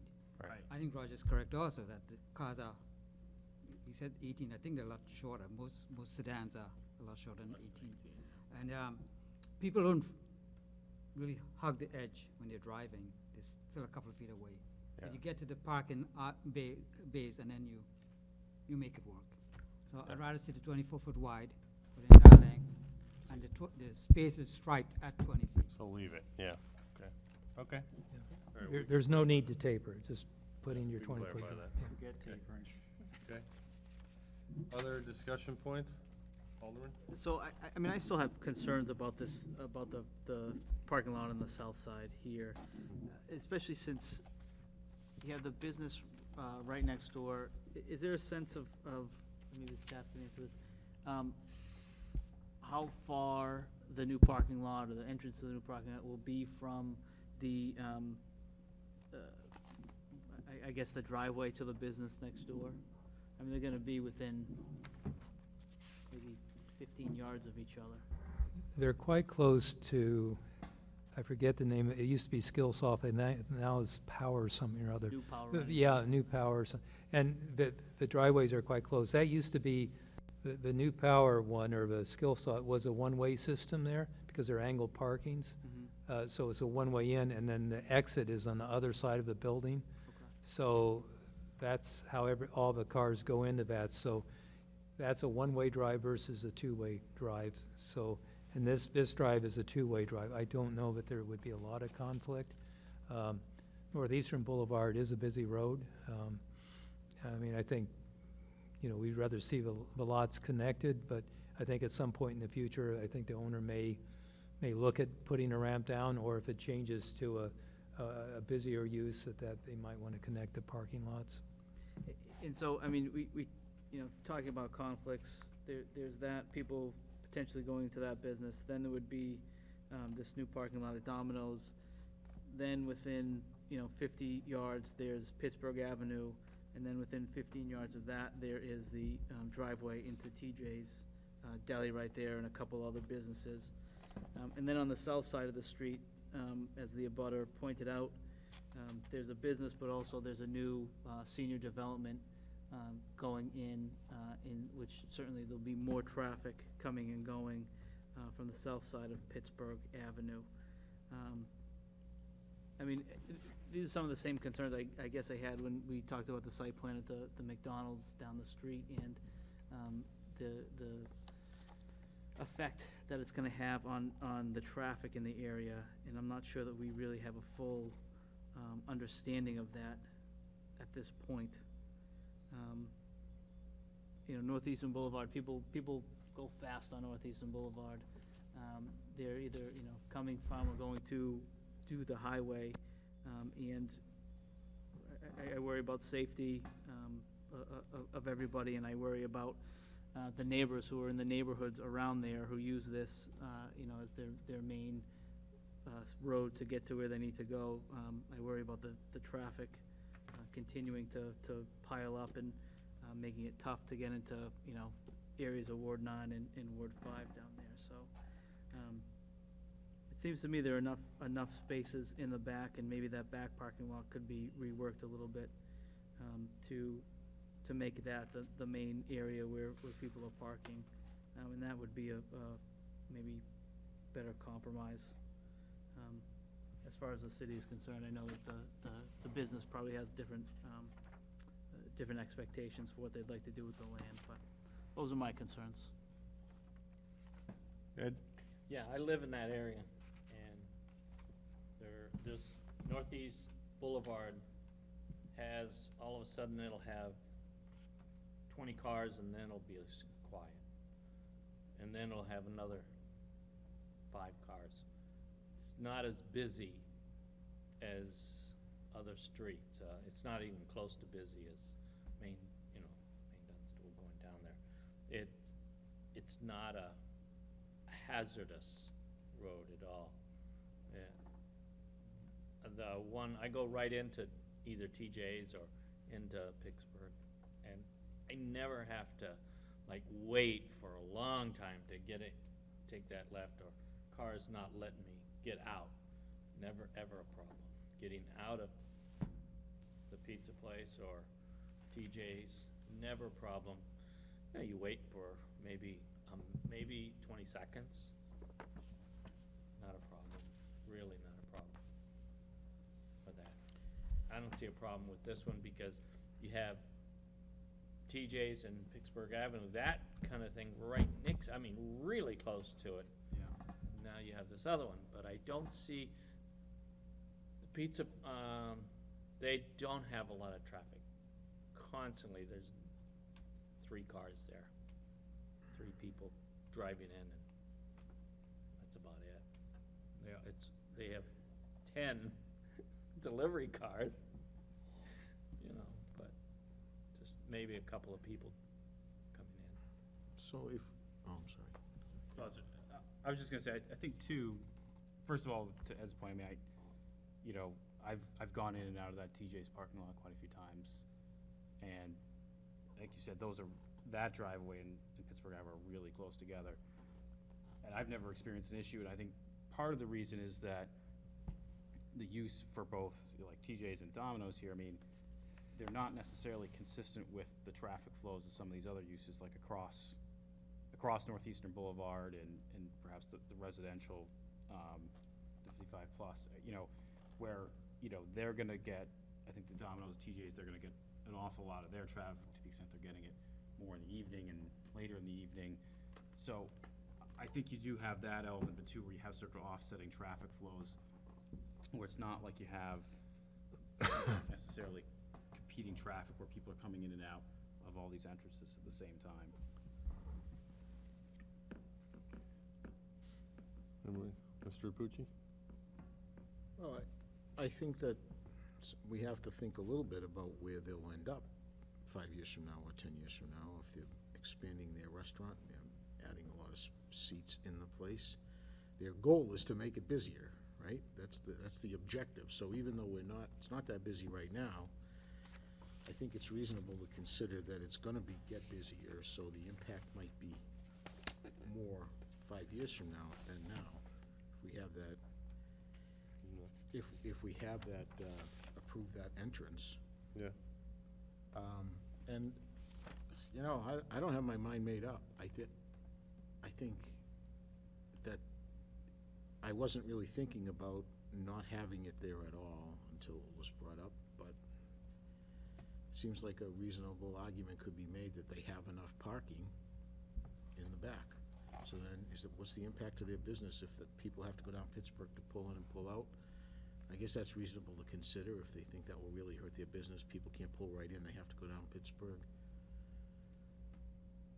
I mean, personally, one of the benefits I see of the separated parking is delivery and customer having the potential to be separated.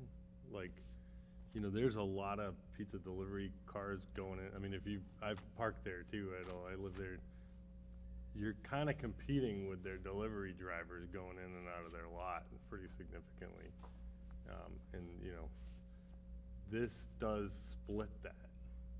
So the delivery, that's why I was kind of wondering how that was gonna work. If operationally the delivery side of this business, which is, it's Domino's, it's the biggest part, right? So it has been for a long time, is separated from the customer driving in inside. I see that as a benefit. Safety. Because those are two sort of groups of traffic that are not necessarily great to be intermingled unless it's a pretty big lot, and there's a lot going on. But this back lot is a one-way in and out, and delivery drivers running in and out of there.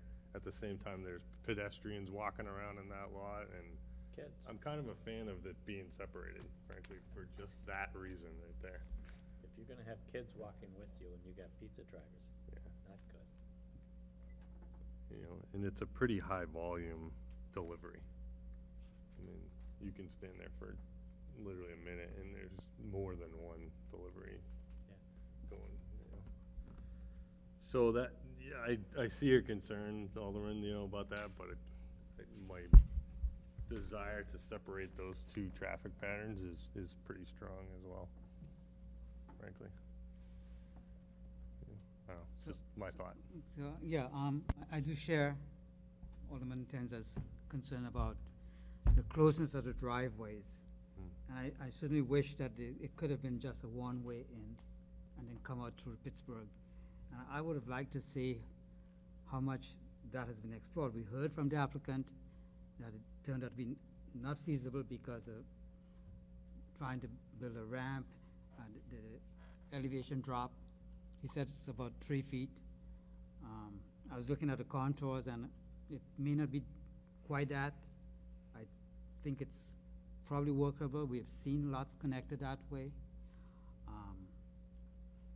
You know, the problem, I live right on the, off of exit 4. I see the traffic every day. And whereas Mr. Weber is talking about maybe the traffic during the daytime, during, you know, non-rush hour being very low, I see the backup at East Dunstable Road and Harris Road, which is The other end, yeah. every day. Yeah. And if you try to go to the gas station, Shell station at that end, Yeah, good luck trying to get out. yeah. Steady stream of traffic back and forth. So it has grown. It's grown, and I experience it every day. The other problem is speeding. If you're trying to get over Pittsburgh Ave after picking up your pizza, you really have to take, well, you know, chances to get out before a car comes to you. So yeah, I think it is not the best situation having those driveways so close and having all the 10 movements that you can anticipate. Yeah, there's a lot of delivery vehicles, but also a lot of people picking up. And truly, is that new parking lot enough for people who are going to dine in as well as pick up? I don't think so. I think people still have to go out back. So if those two lots were connected, that probably would have been better. If, say for instance, you pull into the slot and realize there's no space, what do? You go back out on Northeastern Boulevard and you can go through the back or park on Pittsburgh Ave. So it would have been best if they could have connected those lots. But this. Or this situation Steve just talked about, you could park at the far end of TJ's and just walk across the crosswalk over to Domino's. But that's encroaching DJs on won't like TJ's. that. DJs won't be happy. Well, I'm just saying, if you don't want to avoid all that traffic, just use the other lot. Mr. Pucci? Yeah, the way I heard the testimony, it's not that it's not doable, it's just that it's too expensive to do. Okay, so that's what I think they were saying. Yeah, we could connect the lots, it's gonna cost us too much money, we don't wanna do that. So, I guess I'm conflicted because if it's not feasible to spend the money to do it, that's such a subjective thing. It's the business owner's perspective, what's it worth to do it? So I would rather just look at it like what's good for the city and what's good for the safety of it. And if it ends up being that it's way safer to have everybody enter from Northeastern Boulevard and everybody exit onto Pittsburgh and all the parking accessible and make it happen, and if it costs you a lot of money, well, sorry, but it's necessary. If that's the way we look at it, then I think that's the way we should look at it. And I'm kind of leaning that way personally. It does seem that entrance and entryway does seem like it's going to be potential problems. And I always think that we don't, not we, all of us individuals, but I always think sometimes that we don't take into account 5 years down the road and 10 years down the road sometimes when we look at things like we should. I think we should look at that. And if we think it's busy and dangerous to pull in and out, we shouldn't do it. We should look for them to come back with an option that is safer. That's what we think. So, I'm kind of leaning that way. Mr. Reilly? Yeah, I mean, again, I appreciate, see what you're saying, at the other end of Northeastern Boulevard, you know, Harris in East Dunstable. I mean, that is, I think, much busier right in that section. But, I mean, my experience is more like Ed's down on this side of Northeastern Boulevard, which is just, it's not that busy. And again, you know, the existing driveway at TJ's in Pittsburgh Ave, I've never had an issue. And even if you go to the other end, Northeastern and Main Dunstable, where you have Jamari's, which is, in my view, one of probably the worst configured driveway in the city, it's not that hard to get in and out of there, even as crazy a setup as that is. And I just don't see, and again, with the uses across the street, where you're not talking about, you know, across the street you've got some other restaurant, like if you had a Dunkin' Donuts or something across the street, you'd say, oh God, there's gonna be people, you know, conflicting all the time, pulling in and out. I just don't see that, and I don't see this section of Northeastern Boulevard as being that busy. So, while I appreciate that, you know, if you said, what's the absolute ideal scenario, maybe you have this one way and everybody comes out in Pittsburgh. I just don't see it as a particularly significant safety issue. I don't really see it as a safety issue at all, frankly, particularly if we're, you know, when we're changing it so we're widening the driveway.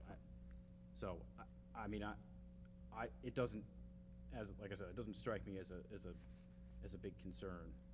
And even, you know, even looking down the road, if we assume that this Domino's gets busier and they're filling up this parking lot, you know, on a regular basis, I don't see that as a huge impact. Alderman? Thank you. Yeah. And so, I mean, I think there's just a couple things I tend to agree with Mr. Rapucci, obviously, in this discussion.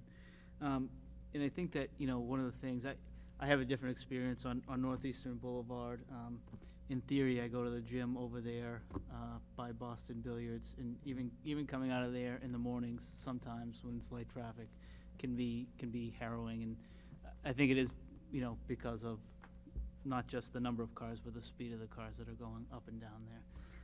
Across the street from here, there's a warehouse which is not being used to its fullest extent right now. We don't know what the future of that building is going to be, and how much traffic that building, you know, potentially could lead to in the future. But also, I think you have to think of, you know, at the height, right, Friday afternoon, when people are getting out of work in that area, and people are going to pick up their pizzas, you know, what's it going to look like? Because that's when you're going to have the problems, and people are not going to be happy with going in and out. And, you know, quite frankly, I don't think they're going to be happy with the business if it's tough to get in and out of there as well. The last thing I'll say too, I mean, I think it's telling that the business next door has a one-way in, goes around the building, and then comes out at a separate location. I think that's just a much safer way to do it in this area. And then if it's possible, I think that's what we should lean towards in this site plan as well. Mr. Robbins? Thank you, Mr. Chairman. Two things, and I guess I'd like the board's, anybody who'd care to's reaction. What would happen if there's an area by the dumpsters that has 3 trees on it? And what would happen if 2 spaces were put in where the single tree is just below where it says RG3, and there were a sign for the Northeastern Boulevard that said right turn only on exit? Now, would that mitigate some of the concerns that members of the board are having, or? I Not can for only me. say that I never respect those signs I was gonna say myself. they're gonna come Absolutely. out there and I they're gonna wouldn't go, oh, expect well. others home to, outs." but Shame on me for that. Especially pulling out down in exit 1 when you pull it out of the new mall down there, and doesn't let you take a left onto Spitbrook. Who amongst us has not taken a left on Spitbrook? While we're talking, so, you know, the applicant has shown some interest in potentially talking here. We have the ability to reopen the hearing to ask any questions if you have a concern about, is this feasible? I mean, does anybody want to do that? That's what I wanted to, I'm going to leave it up to you guys. You folks, do you want to hear, if you have a specific question you want to ask of the applicant, I can reopen the hearing for that purpose. But if not, then I don't need to, but. Well, if Mr. the- Robbins? I think thank you, Mr. Chair. I think in this situation, if the applicant expresses a desire to add into this, I think it could only help our deliberations if we reopened it and allowed him to. I mean, I would ask the applicant if it requires a question, what is it you'd like to tell us? Well, I need a motion, I think a motion, right, to reopen the hearing. If I'm comfortable, I'll make that motion that we reopen the hearing.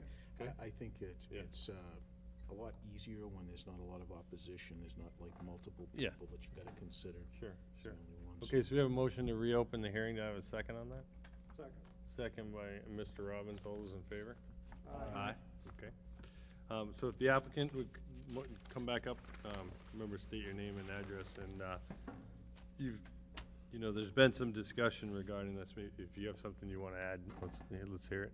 All right, super. So David Jenks, 12 Tarbox Lane, North Reading.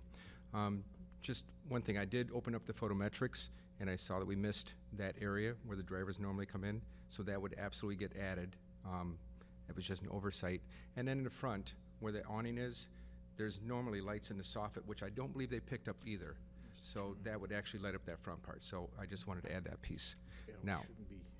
Okay. with regard to the parking, the business next to us closes at 5 o'clock, and I know they have trucks going in there and they go around that parking lot.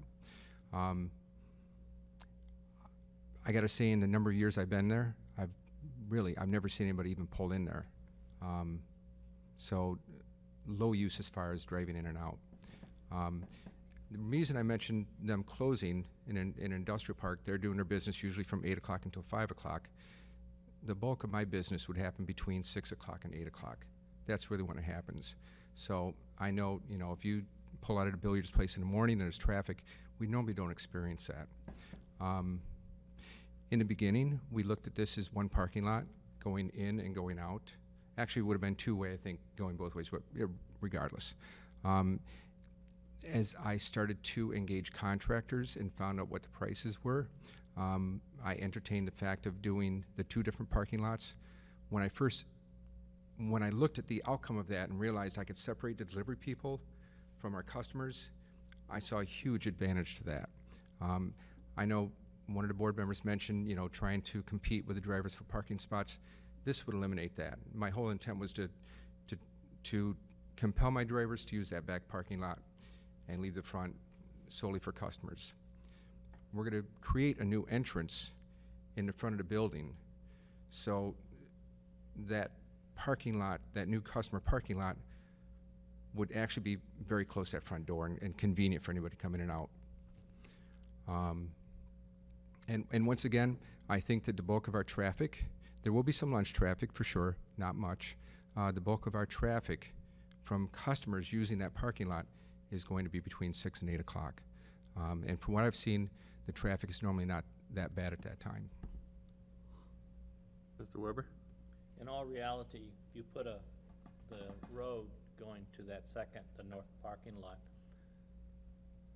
do you really believe that a person the customers in that, not the back parking lot, but the front parking lot, would they really go around and use that, or would they just go right out onto Northeast Boulevard? I don't think they would go to the back parking lot, make the turnaround into Vicksburg. They're gonna come in that way, and even if you have they're gonna wanna go right back out, even the convention. Yeah, People do that right next door to you at TJ's. They come in that way. Once in a while, they'll go out on Pittsburgh, but mostly it's a two-way entrance. People are gonna go right back out on that entrance. That's where they're gonna go. They're not gonna make that long turnaround. That would be the way I would do it as well. If I were going into a parking lot, if I came in, I'm gonna go out the same way I came in. Mr. Peterson? However, at TJ's, you can enter and exit on Pittsburgh, and you can enter and exit on Northeastern Boulevard, so they have that advantage, and the Domino's setup doesn't have that, you know. Well, you could enter and exit, you know, on Northeastern, but that could be crowded, and you can't drive around the building to Pittsburgh. You have to go to that north parking lot from Pittsburgh only. So it's a different setup, you know, in terms of the ease of getting in and out of the TJ's versus Domino's. Does anybody have any more questions for the applicant or the applicant's engineer? Because that's really what we want to do in this part of the hearing. I mean, we can kind of keep going with the merits. I'll reopen the meeting, but Mr. Robbins? Yeah. For the applicant, I noticed that it appears that 2 handicap spaces are in the parking lot that enters from Northeastern. Is there a reason for putting them there instead of putting them in the parking lot that enters from Pittsburgh? The parking lot for Pittsburgh would be designated for delivery personnel only, so we didn't see the need, or certainly we could do it, but didn't see the need to add a handicap parking space there. They're also the ones that are closest to the front door, which is the spirit of the ADA rules. And then with the lower parking lot, there's a series of grade issues, so that creating the accessible route is just long and awkward coming from the other location. So the real driver is they're the ones that are right by the front door. Very good, thank you. Alderman, did you have a question? I do. Did you ever look at a site plan that just considered keeping the back parking lot and making some other use of the side of the building there? And then my other question is, I'm sure you're busy, but you must not need all 22 spaces just for delivery personnel. Actually, we do have an issue. When we have our employees that are inside and they're parked there for the evening on top of our delivery personnel, we do fill that back parking lot up. Okay. And so my first question, did you ever consider just doing something, keeping the parking as it is and rearranging the site on a different way? I didn't consider any other options. The main option was to provide customers an easy way to get in and out without having to compete with the delivery people. Just kind of, you know, making the consumer experience as easy as possible. And again, we're gonna have about 14 tables. If a customer comes in and they're there for an hour, I would expect somewhere between 14 people driving in and out once per hour during our peak hours. Any other questions for the applicant? Let me just. Mr. Duker? Yes, thanks. I'm just gonna explore there. So, you said you looked at making the connection with the ramp. It wasn't feasible. All right, so I'm looking at contours and the numbers that we have here. Say the aisle in the north parking lot is about 172.5. And then where the new lot ends, it's about 174. Maybe a little bit more than 174. So almost 2 feet over a 20-foot distance, which is a 10%. Yes, it's not ideal, but it can be drivable. What I would suggest is that, why don't we just make the connection just in case you need it? Well, the hope eventually is to do this in phases as well, so we can actually take down part of the building, create that extra parking spot or parking lot while we have the existing parking lot for our delivery people to continue to use. So I was trying to avoid having a store closed for an extended period of time. And the grades to me, when we started, we worked hard on this to try and make it one lot. and it was incredibly difficult. And then the cost of ripping up that second lot, which is what we would have to do, that north lot would have to get ripped up in order to make everything work. So, yes, as we looked at it from a budget standpoint, and I started to get my numbers, and I realized I was going over budget, we looked at a way to, as Paul said, to value engineer it. And as I thought about it after the fact, I truly feel it makes more sense to have two lots than to connect them and have my employees in one lot and customers in another lot. Okay. Other questions for the applicant? No? Okay. Thank you very Thanks. much. I All right. appreciate it. Any questions for staff or have the hearing open? No? Okay. All right, I'm gonna go ahead and close the hearing again. We're back in the public meeting now. So, any more discussion on the merits here with additional input? Anybody else have anything else they wanna say, or if you wanna just make a motion? We got basically, you know, a couple choices here, so. You know, either make a motion for or against. That's pretty much where we're at, so. Can I ask Yep. staff a question? Sure. So the original application that showed the lots connected, did it get a review by city staff? It did. That was submitted originally. I wasn't involved directly with it at that point. I believe engineering looked at it, and they were, in essence, re-engineering the back north lot, bringing it up more. When we spoke with them about a week or so ago, we talked about just having a one-way ramp down to the north parking lot. Which I kind of Yeah. think it's gonna be like a 12 or up to 15 feet 10%. wide, yeah. Whether that slope was, it would be for a short distance. Yeah. And it would allow cars from the front lot to be able just to drive down to the north lot and go out that way if they wanted to. So if that was to be built, it wouldn't be tearing up the whole lot and, No, it would require probably some adjustments to the retaining wall, removing some of that landscaping and that tree that they show in front of a dumpster. And it would, we were thinking more of just a one-way drive, you know, just to connect, and then that would force the cars out to Pittsburgh Avenue. But you could still keep the two-way system, and they could go out the other way as well. The thought there being that they they could keep one of those parking stalls that they're removing now. So that would give them an additional space in their front module for their customers. But it would allow them a way to get, you know, any customers that are, maybe you're heading north on Pittsburgh, and you could get out that way, as opposed to coming out and making another left. Our main concern was having people deadlocked into that front lot and not being able to escape if it was full.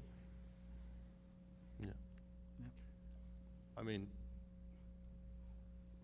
maybe someone can comment on this, but we can stipulate that those two lots are connected. Well, if we're gonna stipulate that they're connected, We then can do that. the real question is, do we want two-way traffic on Northeastern Boulevard? Or do we want one-way traffic on Northeastern Boulevard? Yeah, I mean, I mean, that's an option. I mean, you can approve the plan as is, we can approve the plan, we can disapprove the plan as is, or we can approve the plan with our stipulations on it, frankly, you know? Yeah. And those are really our options, so if people are really feeling like there's a couple changes that need to happen to this plan, they can put them out there in a motion and with additional stipulations. It is a feasible, I mean, they don't have to build it if they don't like the stipulations, but. Yeah, I mean, Yeah. I think I would suggest that if, you know, rather than simply stipulating, for example, that they connect the two parking lots and build that ramp, given that that's a more significant change to the plan, if we were going down that road, I think I would suggest that we consider tabling this. Yeah. Give the applicant a chance to consider, you know, to consider that further rather than approving it with that stipulation, then forcing them into the position of, okay, well, if we want, if we want the plan, we have to do it that way. Right. You know, again, from my perspective, Scott, as you said, you know, the three options, I would be comfortable approving the plan as is, but again, if the sentiment among the board was, we really want the parking lots connected, then as I said, I think I would suggest tabling it to give the applicant. Can you make a motion and see if enough Well, votes go I mean, through? I think Jerry's right. If we're gonna table it for the applicant to address certain concerns of the board, come back with a plan, a different plan, we want to be clear on the direction of the things that are our concerns. We've talked about connecting the lots, that's obviously one of them.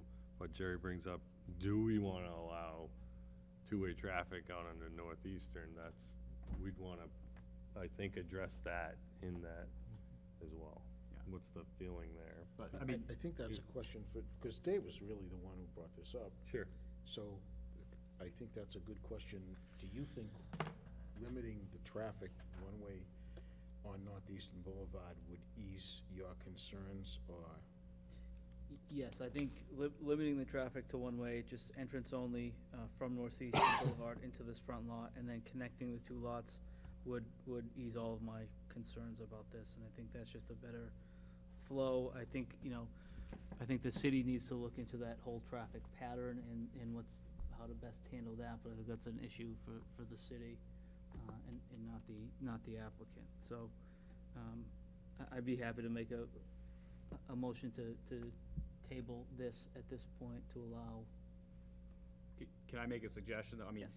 Yeah. I think if someone's willing to make a motion to I'll approve. make a motion to Yeah, approve. Then I think we make the motion. If it Sure, fails, absolutely. then I think we No, I discuss. mean, we Yeah. know kind of where we stand, but we don't know, it could easily pass. Yeah, and it may not, That's what you so choose to do. that's what I mean, so Okay, yeah, I would remind whoever's making any motions that there were a couple other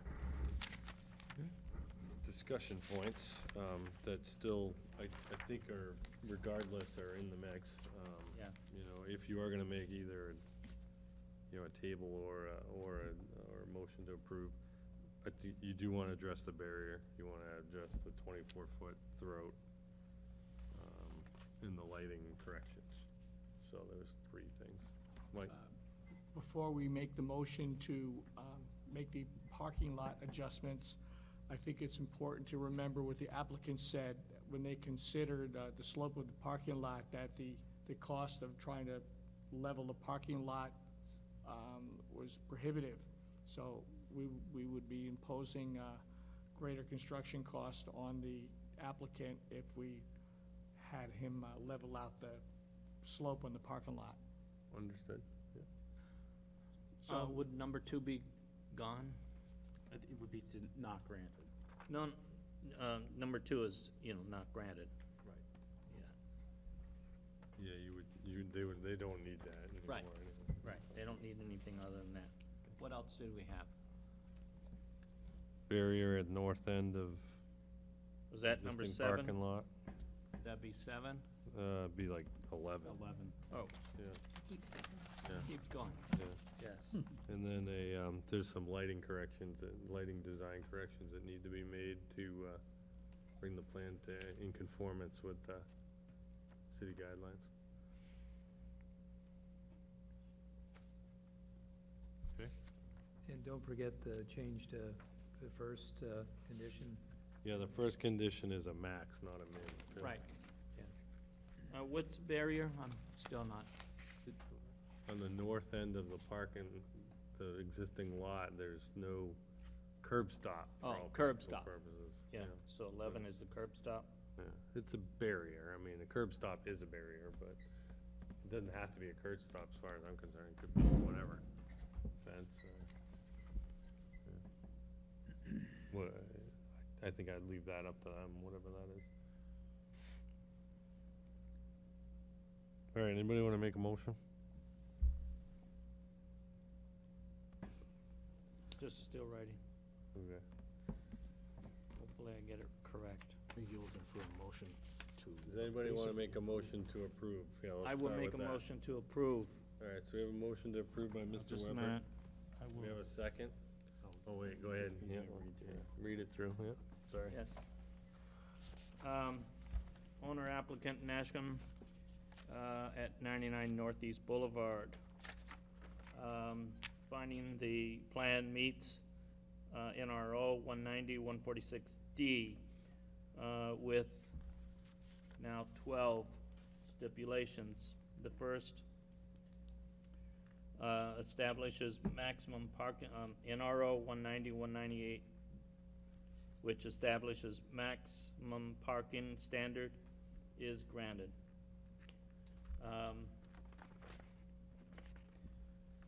Number 2 is waiver request for NRO 190-209, which the waiver requires to create a minimum 24-foot wide two-way drive is not granted. Let's see, 3 through 10 as written. 11, provide a barrier in the north parking lot. And 12, making lighting corrections. Good enough? Yeah, I'd probably ask you to amend the number 11 to provide a barrier at the north end of the existing lot. Okay. To enable those parking there to Oh, know that they're at the edge barrier of in the the lot. north end, yeah, Yeah. I see it, yeah. North edge. Correction on 11, provide a barrier in the north end of the parking lot, of the northern parking lot. All right, so we have that motion. Do we have a second? Second by Mr. second. Varley. Okay. All those in, Just a oh, discussion. yep. I might have missed it, but did you cover having the driveway on Northeastern Boulevard be 24 feet in width? Yeah, essentially Denying decline the the waiver. waiver, so that requires it, yeah. Number Okay. 2. Yeah, we could just get rid of that waiver because it's Yep, been I talked see. about. Yeah. Any other discussion? All those in favor? Aye. So let's do a hand count so we know. 1, 2, 3, 4, 5. Okay. All those opposed? Aye. Looks like 4, right? I got the count right? Yep. Okay, so, motion passes. All right, thanks. Yep. Good luck. Okay. All right, we're moving on to the next one. Can we take a quick break? Yeah, sure, we can take 5. Take We're almost a there. 5-minute break here. Yes, I'd love to take a break. All right. We do have those. That's a good thing.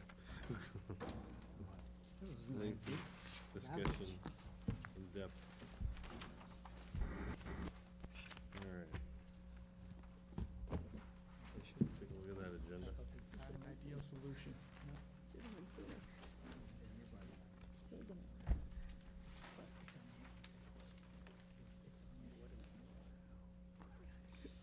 Yeah. Okay, full responsibility. Pine Hill is Spread near the blame airport. among 5 people. There is a section of it that's borders on Hollis, but I think it's 32, I don't think it's far enough down. If you go far enough down Pine Hill. So what are we talking about next, the Actually, discontinuance? that one project we had at one time where you had to drive through, it was located in Nashville. Just drive through all this, yeah. Yeah, why don't we discontinue the Then- discontinuance? Gilson gets to Hollis too, but that's further down. It's actually not Gilson anymore, I don't think. No. Crossover at some point.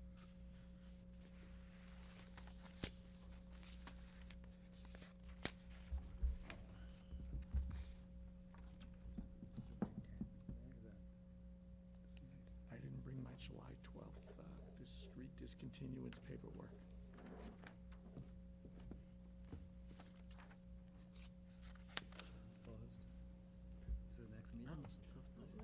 Linda, do you have, is there more copies of Isn't the in, old, the street discontinuance stuff laying around here? We do have more, but I don't think we're really gonna need it, are we? No, I don't think. I we- don't think so. Something that I know is Or gonna maybe cost someone can let Mike look at theirs if, I have, I do, he that's right. he just had a question on it. You know, even the, Yeah. like some We got everybody back? Okay, we'll go back into, No, we don't have Dave here. oh, Oh, yeah, I Dave, missed him. no. I was looking, didn't look far enough down.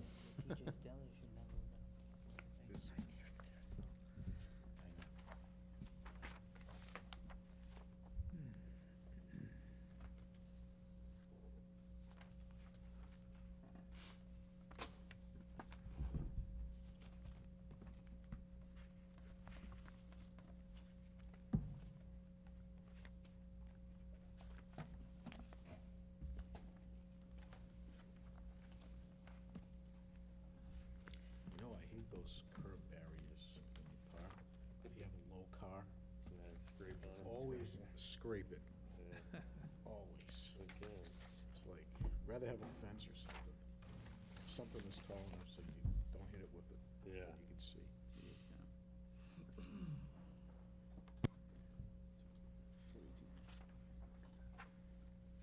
Okay, I think we got everybody. So we're gonna go back into the meeting here. So new business, case number 6, that's currently postponed to November 15th of 2018. Other business, case number 1, review of tentative agenda to determine proposal of regional impact. Anybody had a chance to take a look at that? I have. Okay, we'll make a motion. I'll make a motion that, having reviewed the tentative agenda, there are no proposals of regional impact. So we have a motion from Mr. Reilly. Do we have a second on that? Second. By Mr. Rapucci, actually. Okay, Rapucci. Any discussion? No? All those in favor? Aye. Opposed? None? Motion passes. Okay, other business, case number 2, referral from the Board of Aldermen on proposed petition for street continuance, portion of Conant Road. So that was tabled from our July 12th, 2018 meeting.